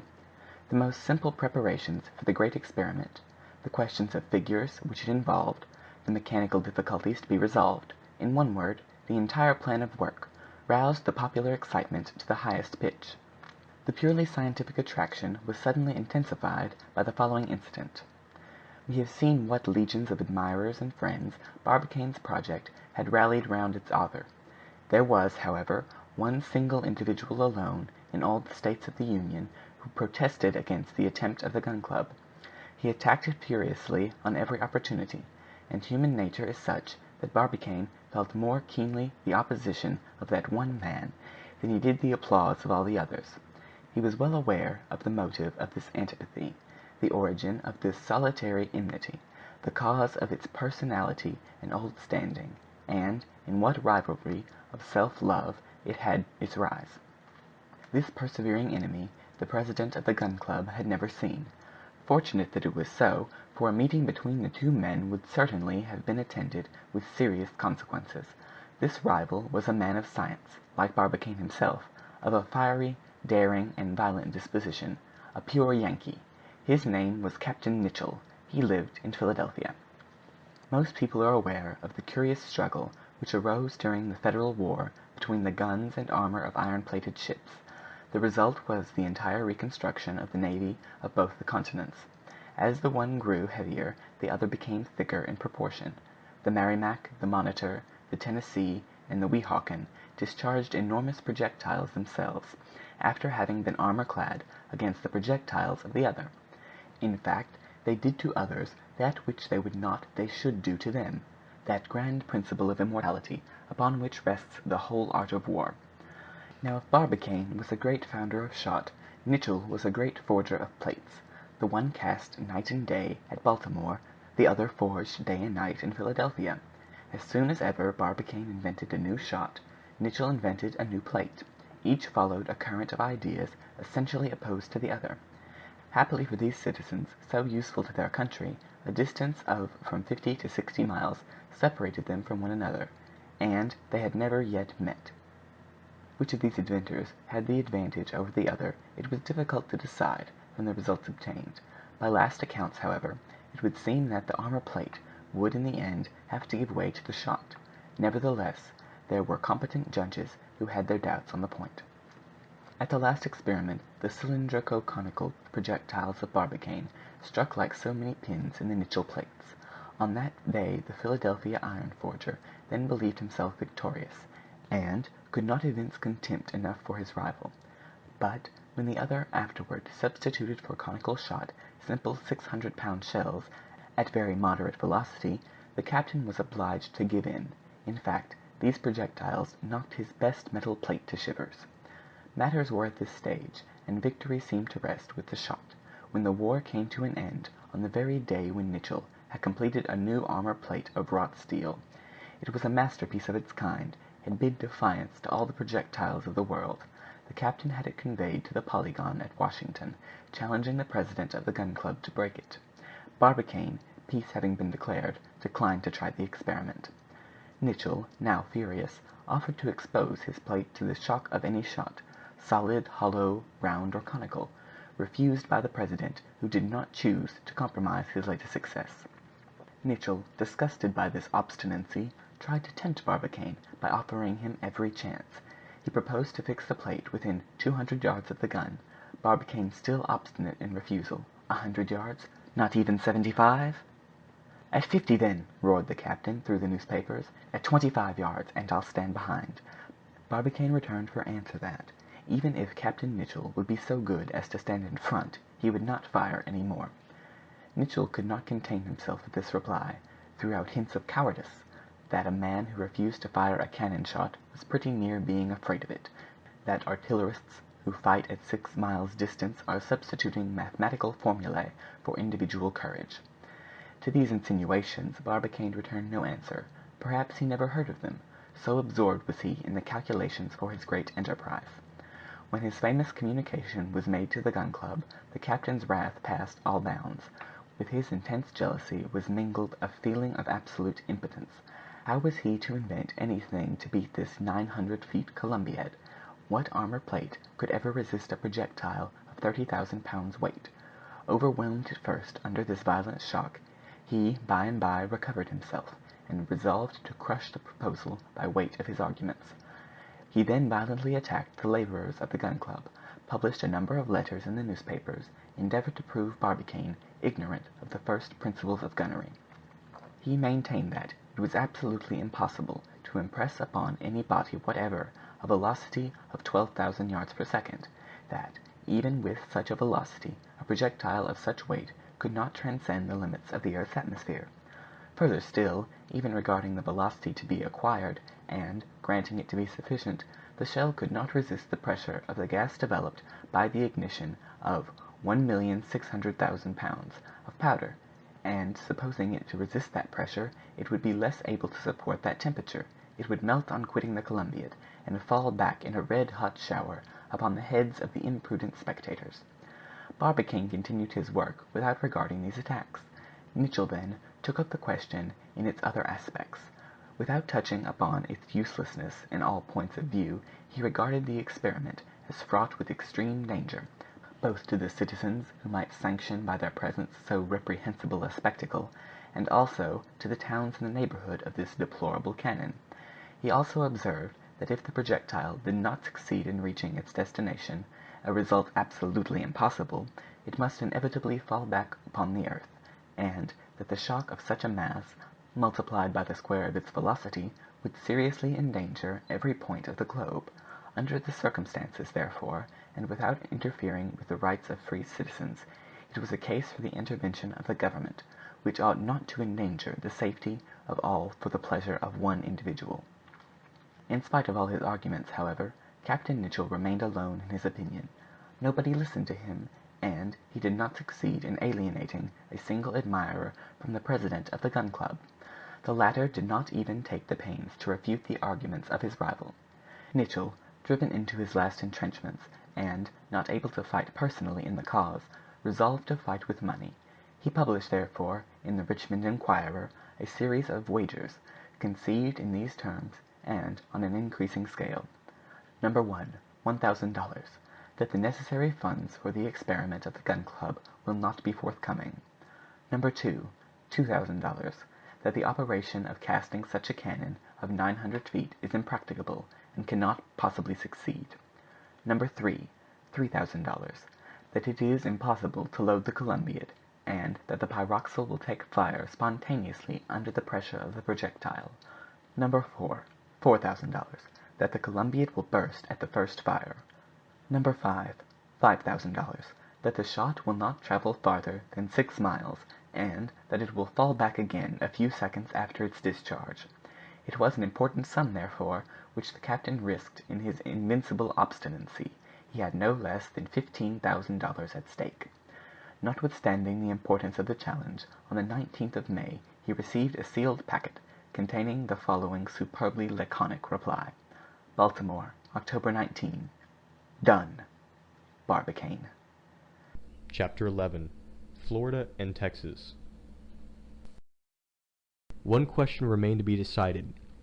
It was necessary to choose a favorable spot for the experiment.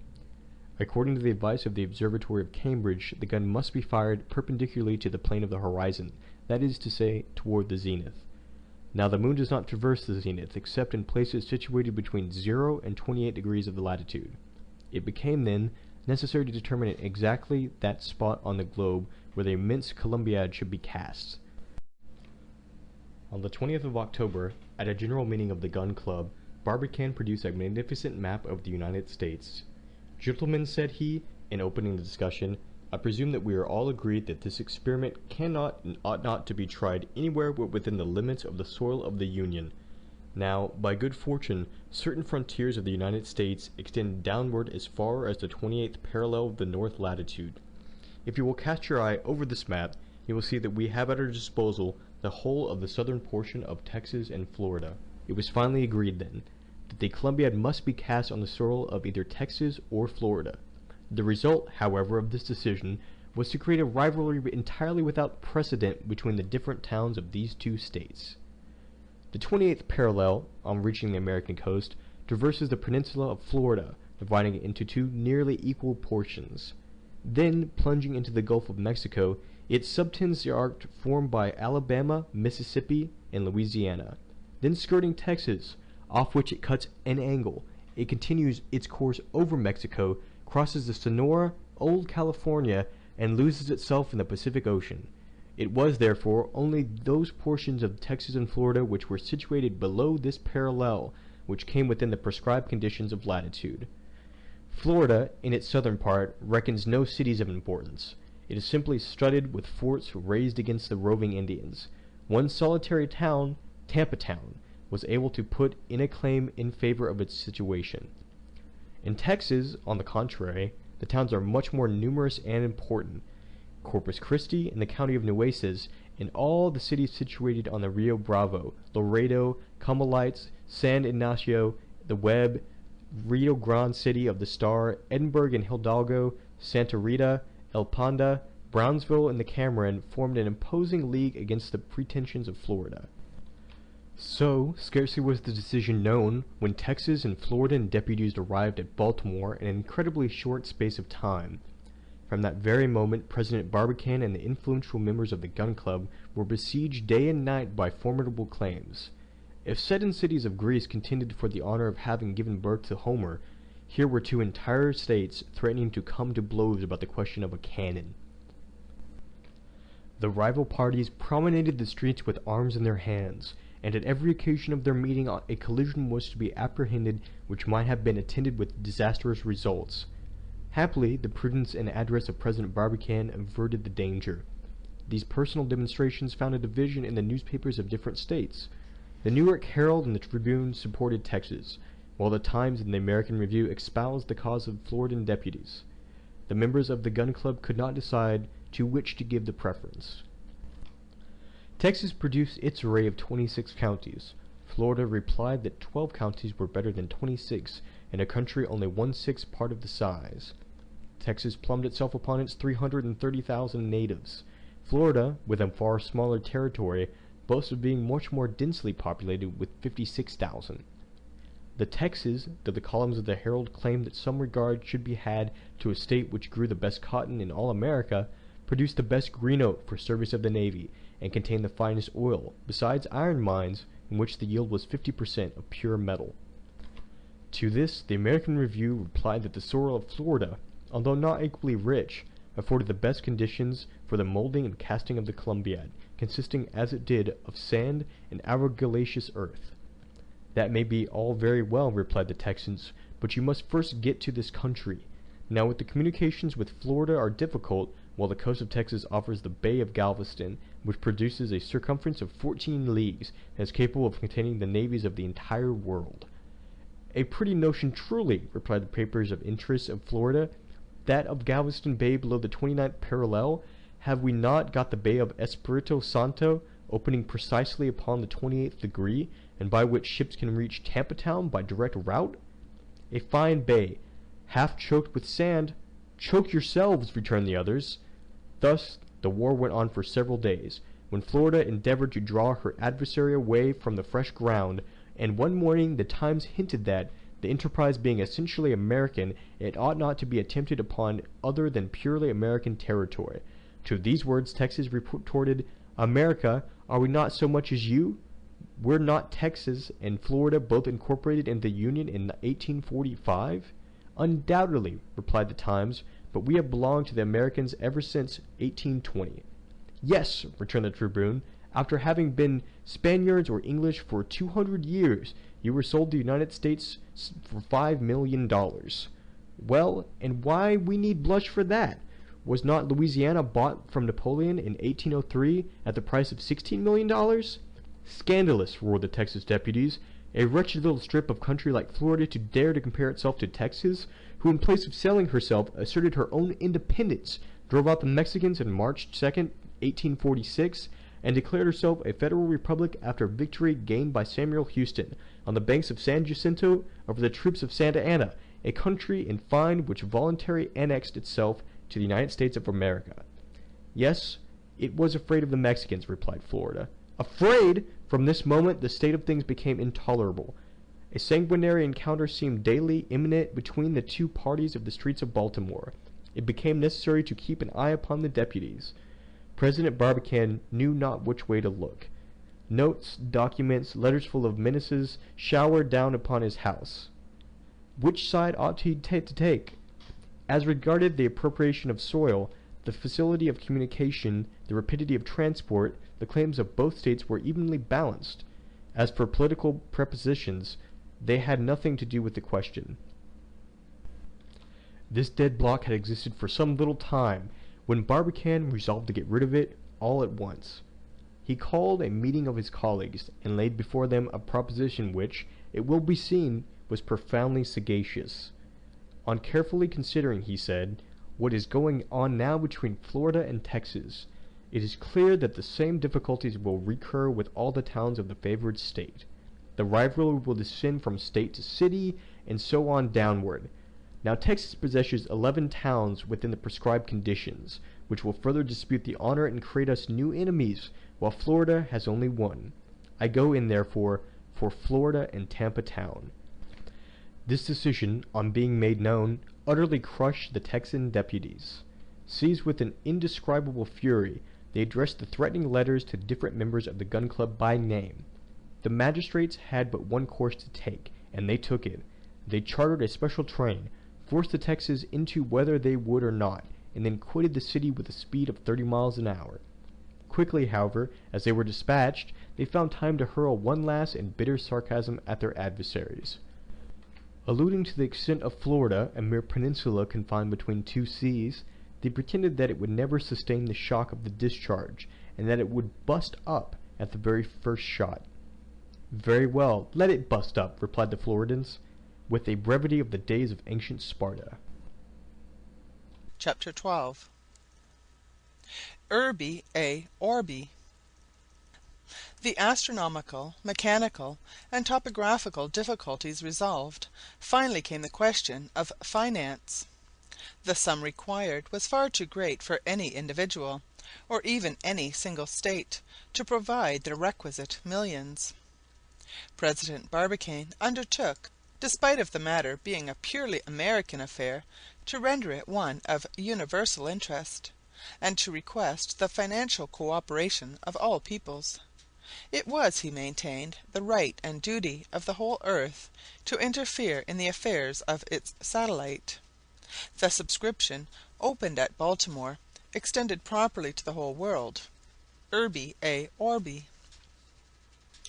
This subscription was successful beyond all expectation, notwithstanding that it was a question not of lending but of giving the money.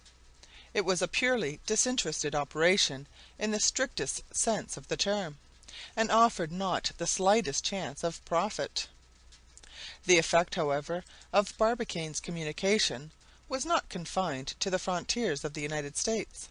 It crossed the Atlantic and Pacific, invading simultaneously Asia and Europe, Africa and Oceanica. The observatories of the Union placed themselves in immediate communication with those of foreign countries. Some, such as those of Paris, Petersburg, Berlin, Stockholm, Hamburg, Malta, Lisbon, Benares, Madras, and others, transmitted their good wishes. The rest maintained a prudent silence, quietly awaiting the result.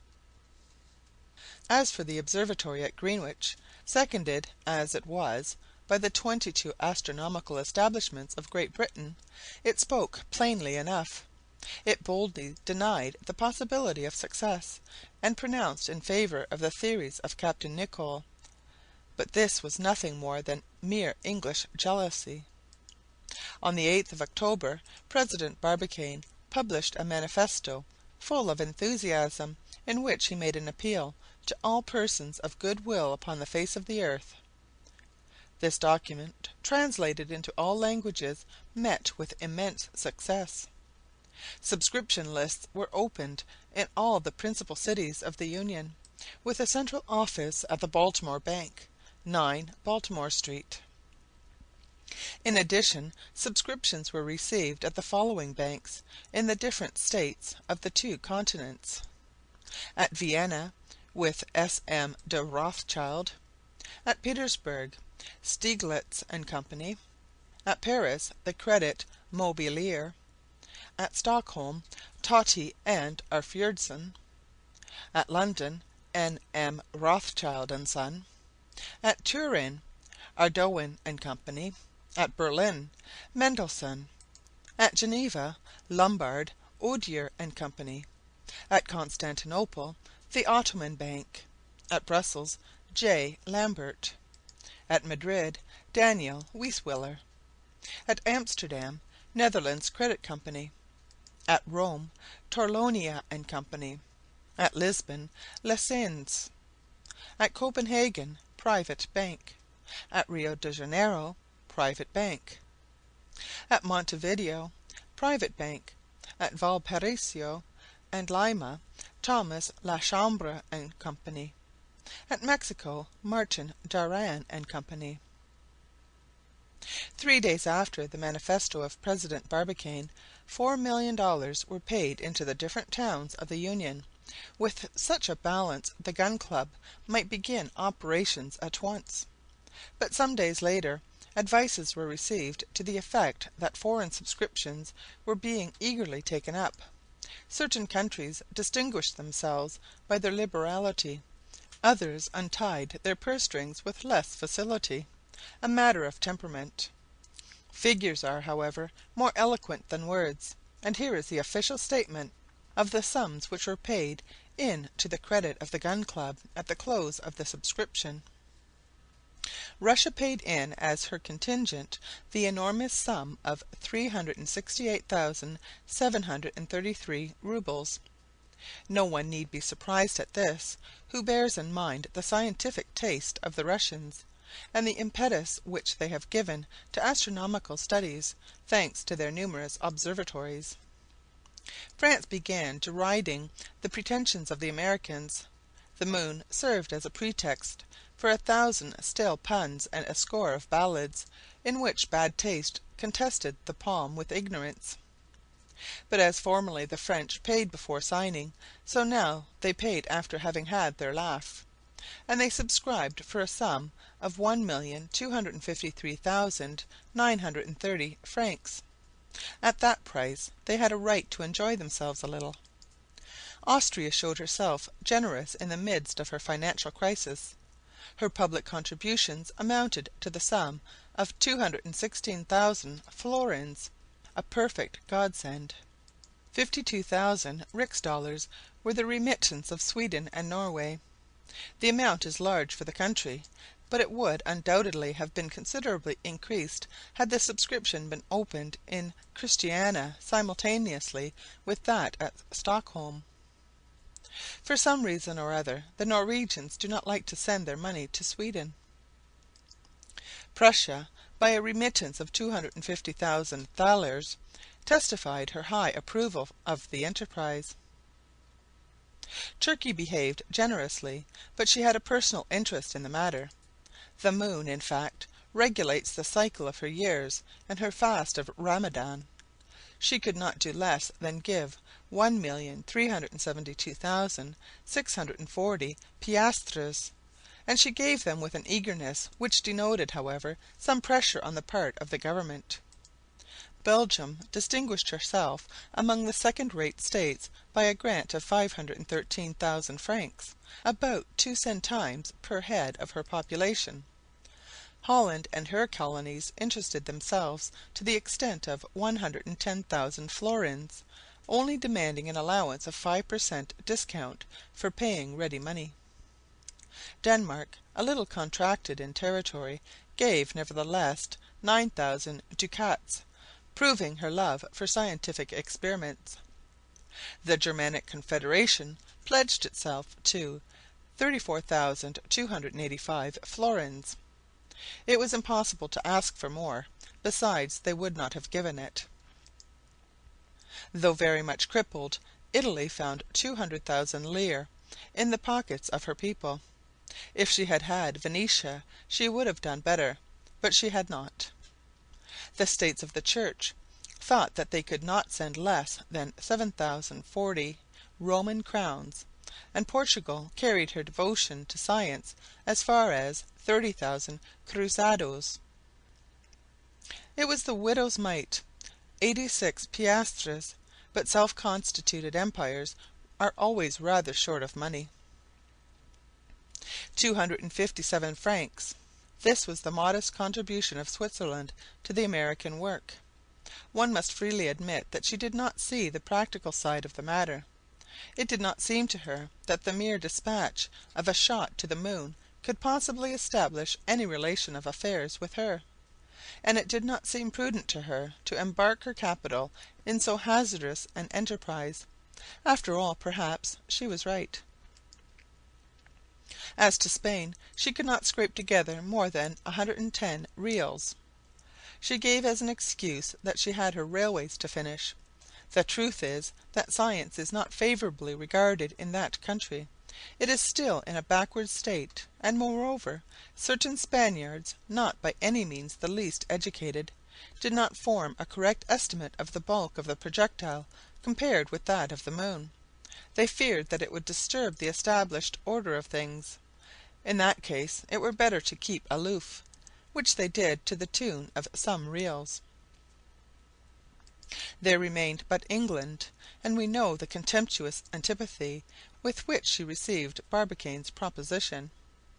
The English, having but one soul for the whole 26 millions of inhabitants which Great Britain contains, they hinted that the enterprise of the Gun Club was contrary to the principle of non-intervention, and they did not subscribe a single farthing. At this intimation the Gun Club merely shrugged its shoulders and returned to its great work. When South America, that is to say, Peru, Chile, Brazil, the provinces of La Plata and Colombia, had poured forth their quota into their hands, the sum of 300,000, it found itself in possession of a considerable capital, of which the following is a statement: United States subscriptions, $4,000,000. Foreign subscriptions, $1,446,675. Total, $5,446,675. Such was the sum which the public poured into the treasury of the Gun Club. Let no one be surprised at the vastness of the amount. The work of casting, boring, masonry, the transport of workmen, their establishment in an almost uninhabited country, the construction of furnaces and workshops, the plant, the powder, the projectile, and incipient expenses would, according to the estimates, absorb nearly the whole. Certain cannon shots in the Federal war cost $1,000 apiece. This one of President Barbicane, unique in the annals of gunnery, might well cost 5,000 times more. On the 20th of October a contract was entered into with the manufactory at Cold Spring, near New York, which during the war had furnished the largest Parrott cast-iron guns. It was stipulated between the contracting parties that the manufactory of Cold Spring should engage to transport to Tampa Town, in southern Florida, the necessary materials for casting the Columbiad. The work was bound to be completed at latest by the 15th of October following, and the cannon delivered in good condition under penalty of a forfeit of $100 a day to the moment when the moon should again present herself under the same conditions, that is to say, in 18 years and 11 days.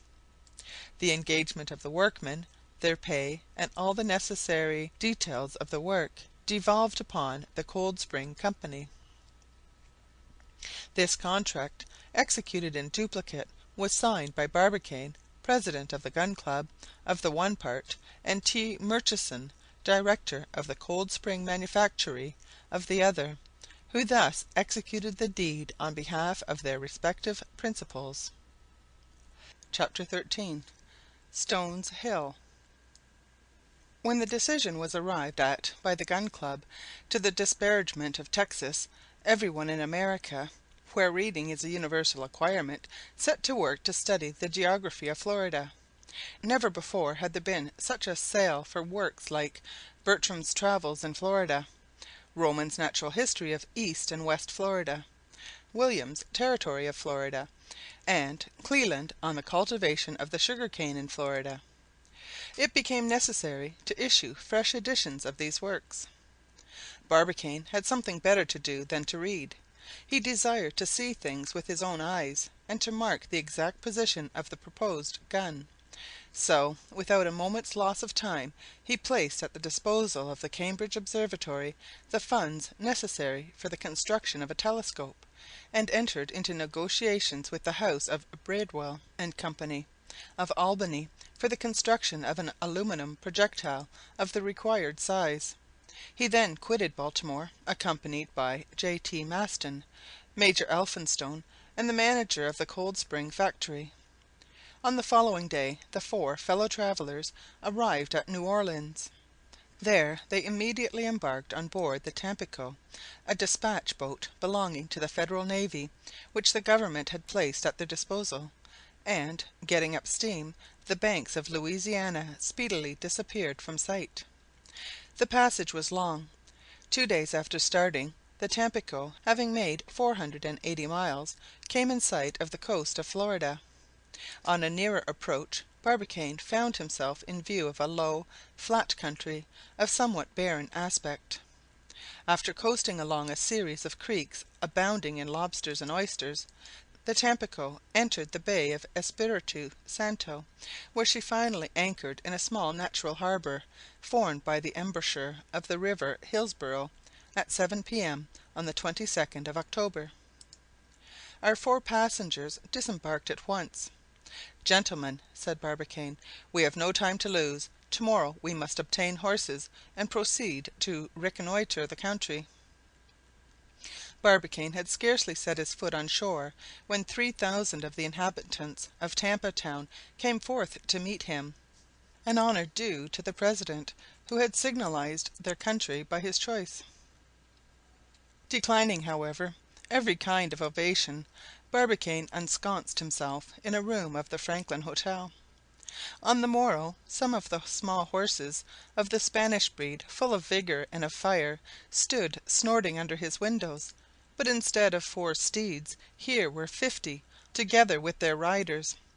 Barbicane descended with his 3 fellow travelers, and much astonished were they all to find themselves in the midst of such a cavalcade.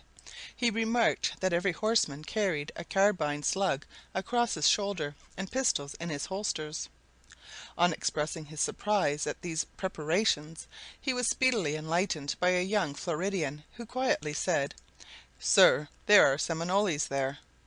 "What do you mean by Seminoles?" "Savages who scour the prairies. We thought it best, therefore, to escort you on your road." "Pooh!" cried J.T. Maston, mounting his steed. "All right," said the Floridian, "but it is true enough, nevertheless." "Gentlemen," answered Barbicane, "I thank you for your kind attention, but it is time to be off." It was 5 a.m. when Barbicane and his party, quitting Tampa Town, made their way along the coast in the direction of Alifia Creek. This little river falls into Hillsborough Bay 12 miles above Tampa Town. Barbicane and his escort coasted along its right bank to the eastward. Soon the waves of the bay disappeared behind a bend of rising ground, and the Floridian champaign alone offered itself to view. Florida, discovered on Palm Sunday in 1512 by Juan Ponce de Leon, was originally named Pascha Florida. It little deserved that designation, with its dry and parched coasts. But after some few miles of tract the nature of the soil gradually changes, and the country shows itself worthy of the name. Cultivated plains soon appear, where are united all the productions of the northern and tropical floras, terminating in prairies abounding with pineapples and yams, tobacco, rice, cotton plants, and sugar canes, which extend beyond reach of sight, flinging their riches broadcast with careless prodigality.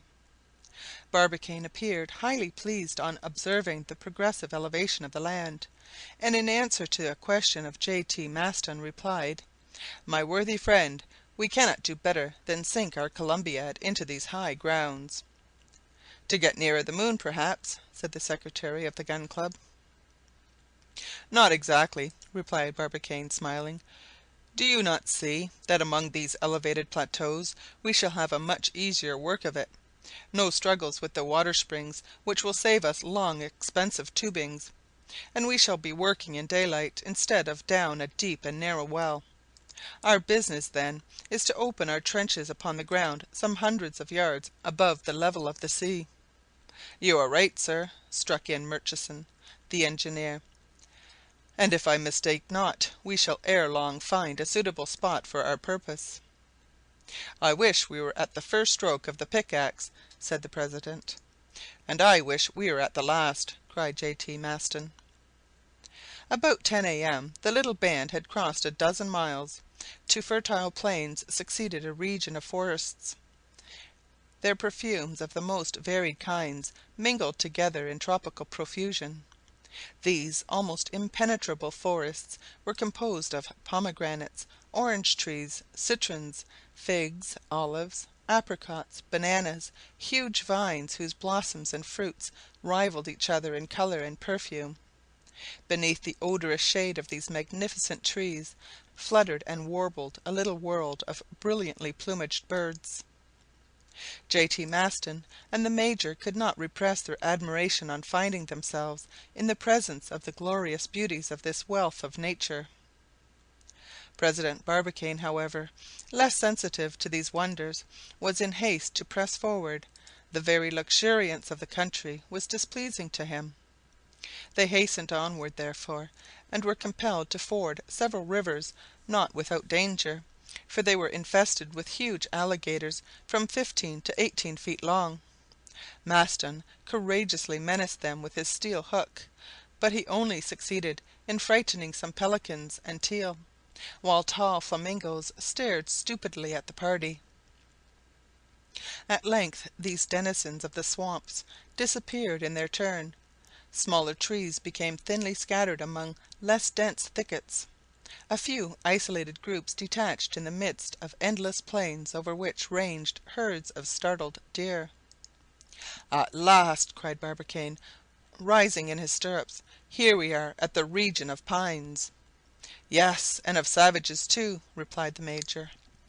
In fact, some Seminoles had just come in sight upon the horizon. They rode violently backward and forward on their fleet horses, brandishing their spears or discharging their guns with a dull report. These hostile demonstrations, however, had no effect upon Barbicane and his companions. They were then occupying the center of a rocky plain, which the sun scorched with its parching rays. This was formed by a considerable elevation of the soil, which seemed to offer to the members of the Gun Club all the conditions requisite for the construction of their Columbiad. "Halt!" said Barbicane, reining up. "Has this place any local appellation?" "It is called Stones Hill," replied one of the Floridians. Barbicane, without saying a word, dismounted, seizing his instruments, and began to note his position with extreme exactness. The little band, drawn up in the rear, watched his proceedings in profound silence. At this moment the sun passed the meridian. Barbicane, after a few moments, rapidly wrote down the result of his observations, and said: "This spot is well situated 1,800 feet above the level of the sea, in 27 degrees 7 minutes north latitude, and 5 degrees 7 minutes west longitude of the meridian of Washington. It appears to me by its rocky and barren character to offer all the conditions requisite for our experiment. On that plain will be raised our magazines, workshops, furnaces, and workmen's huts, and here, from this very spot," said he, stamping his foot on the summit of Stones Hill, "hence shall our projectile take its flight into the regions of the solar world." Chapter 14. Pickaxe and Trowel. The same evening Barbicane and his companions returned to Tampa Town, and Murchison, the engineer, re-embarked on board of the Tampico for New Orleans. His object was to enlist an army of workmen, and to collect together the greater part of the materials. The members of the Gun Club remained at Tampa Town, for the purpose of setting on foot the preliminary works by the aid of the people of the country. 8 days after its departure, the Tampico returned into the bay of Espiritu Santo with a whole flotilla of steamboats.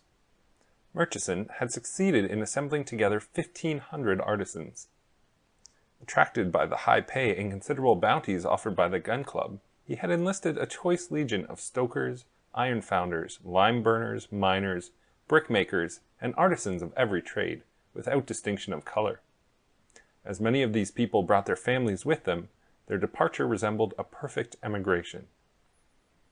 On the 31st of October, at 10 o'clock in the morning, the troop disembarked on the quays of Tampa Town, and one may imagine the activity which pervaded that little town, whose population was thus doubled in a single day.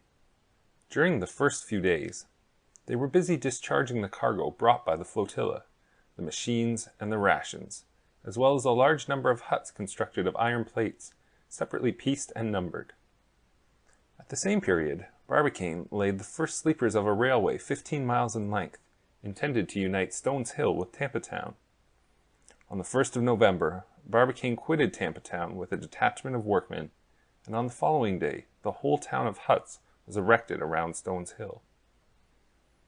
This they enclosed with palisades, and in respect of energy and activity, it might have been mistaken for one of the great cities of the Union. Everything was placed under a complete system of discipline, and the works were commenced in most perfect order. The nature of the soil having been carefully examined, by means of repeated borings, the work of excavation was fixed for the 4th of November. On that day Barbicane called together his foremen and addressed them as follows. "You are well aware, my friends, of the object with which I have assembled you together in this wild part of Florida. Our business is to construct a cannon measuring 9 feet in its interior diameter, 6 feet thick, and with a stone revetment of 19.5 feet in thickness.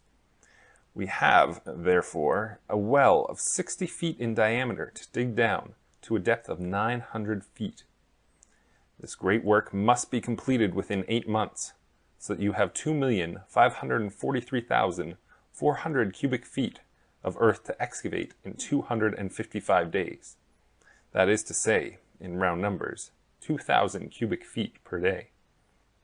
That, which would present no difficulty to 1,000 navvies working in open country, will be of course more troublesome in a comparatively confined space.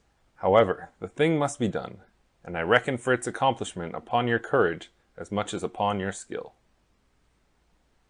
At 8 o'clock the next morning, the first stroke of the pickaxe was struck upon the soil of Florida, and from that moment, that prince of tools was never inactive for one moment in the hands of the excavators. The gangs relieved each other every 3 hours. On the 4th of November, 50 workmen commenced digging, in the very center of the enclosed space on the summit of Stones Hill, a circular hole 60 feet in diameter. The pickaxe first struck upon a kind of black earth, 6 inches in thickness, which was speedily disposed of. To this earth succeeded 2 feet of fine sand, which was carefully laid aside as being valuable for serving the casting of the inner mold. After the sand appeared some compact white clay, resembling the chalk of Great Britain, which extended down to a depth of 4 feet. Then the iron of the pick struck upon the hard bed of the soil, a kind of rock formed of petrified shells, very dry, very solid, and which the picks could with difficulty penetrate. At this point the excavation exhibited a depth of 6.5 feet, and the work of masonry was begun. At the bottom of the excavation they constructed a wheel of oak, a kind of circle strongly bolted together, and of immense strength. The center of this wooden disc was hollowed out to a diameter equal to the exterior diameter of the Columbiad. Upon this wheel rested the first layers of the masonry, the stones of which were bound together by hydraulic cement with irresistible tenacity. The workmen, after laying the stones from the circumference to the center, were thus enclosed with a kind of well 21 feet in diameter. When this work was accomplished, the miners resumed their picks and cut away the rock from underneath the wheel itself, taking care to support it as they advanced upon blocks of great thickness. At every 2 feet which the hole gained in depth, they successively withdrew the blocks. The wheel then sank little by little, and with it the massive ring of masonry, on the upper bed of which the masons labored incessantly, always reserving some vent holes to permit the escape of gas during the operation of the casting. This kind of work required on the part of the workmen extreme nicety and minute attention. More than one, in digging underneath the wheel, was dangerously injured by the splinters of the stone. But their ardor never relaxed, night or day. By day they worked under the rays of the scorching sun, by night under the gleam of the electric light. The sounds of the picks against the rock, the bursting of mines, the grinding of the machines, the wreaths of smoke scattered through the air, traced around Stone's Hill a circle of terror which the herds of buffaloes and the war parties of the Seminoles never ventured to pass. Nevertheless, the works advanced regularly, and the steam cranes actively removed the rubbish. Of unexpected obstacles there was little account, and with regard to foreseen difficulties, they were speedily disposed of. At the expiration of the first month, the well had attained the depth assigned for that lapse of time, namely 112 feet. This depth was doubled in December, and trebled in January. During the month of February, the workmen had to contend with a sheet of water which made its way right across the outer soil. It became necessary to employ very powerful pumps and compressed air engines to drain it off, so as to close up the orifice from whence it issued, just as one stops a leak on board a ship. They at last succeeded in getting the upper hand of these untoward streams. Only, in consequence of loosening the soil, the wheel partly gave way, and a slight partial settlement ensued. This accident cost the life of several workmen. No fresh occurrence thenceforward arrested the progress of the operation, and on the 10th of June, 20 days before the expiration of the period fixed by Barbicane, the well, lined throughout with its facing of stone, had attained the depth of 900 feet. At the bottom, the masonry rested upon a massive block measuring 30 feet in thickness, while on the upper portion it was level with the surrounding soil. President Barbicane and the members of the gun club warmly congratulated their engineer Murchison. The cyclopean work had been accomplished with extraordinary rapidity. During these 8 months, Barbicane never quitted Stone's Hill for a single instant. Keeping ever close by the work of the excavation, he busied himself incessantly with the welfare and health of his workpeople, and was singularly fortunate in warding off the epidemics common to large communities of men, and so disastrous in those regions of the globe which are exposed to the influences of tropical climates. Many workmen, it is true, paid with their lives for the rashness inherent in these dangerous labors.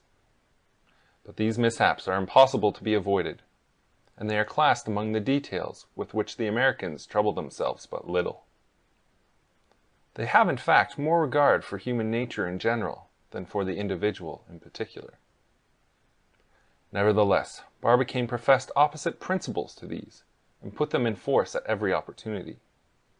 So, thanks to his care, his intelligence, his useful intervention in all difficulties, his prodigious and humane sagacity, the average of accidents did not exceed that of transatlantic countries, noted for their excessive precautions, France, for instance, among others, where they reckon about 1 accident for every 200,000 francs of work.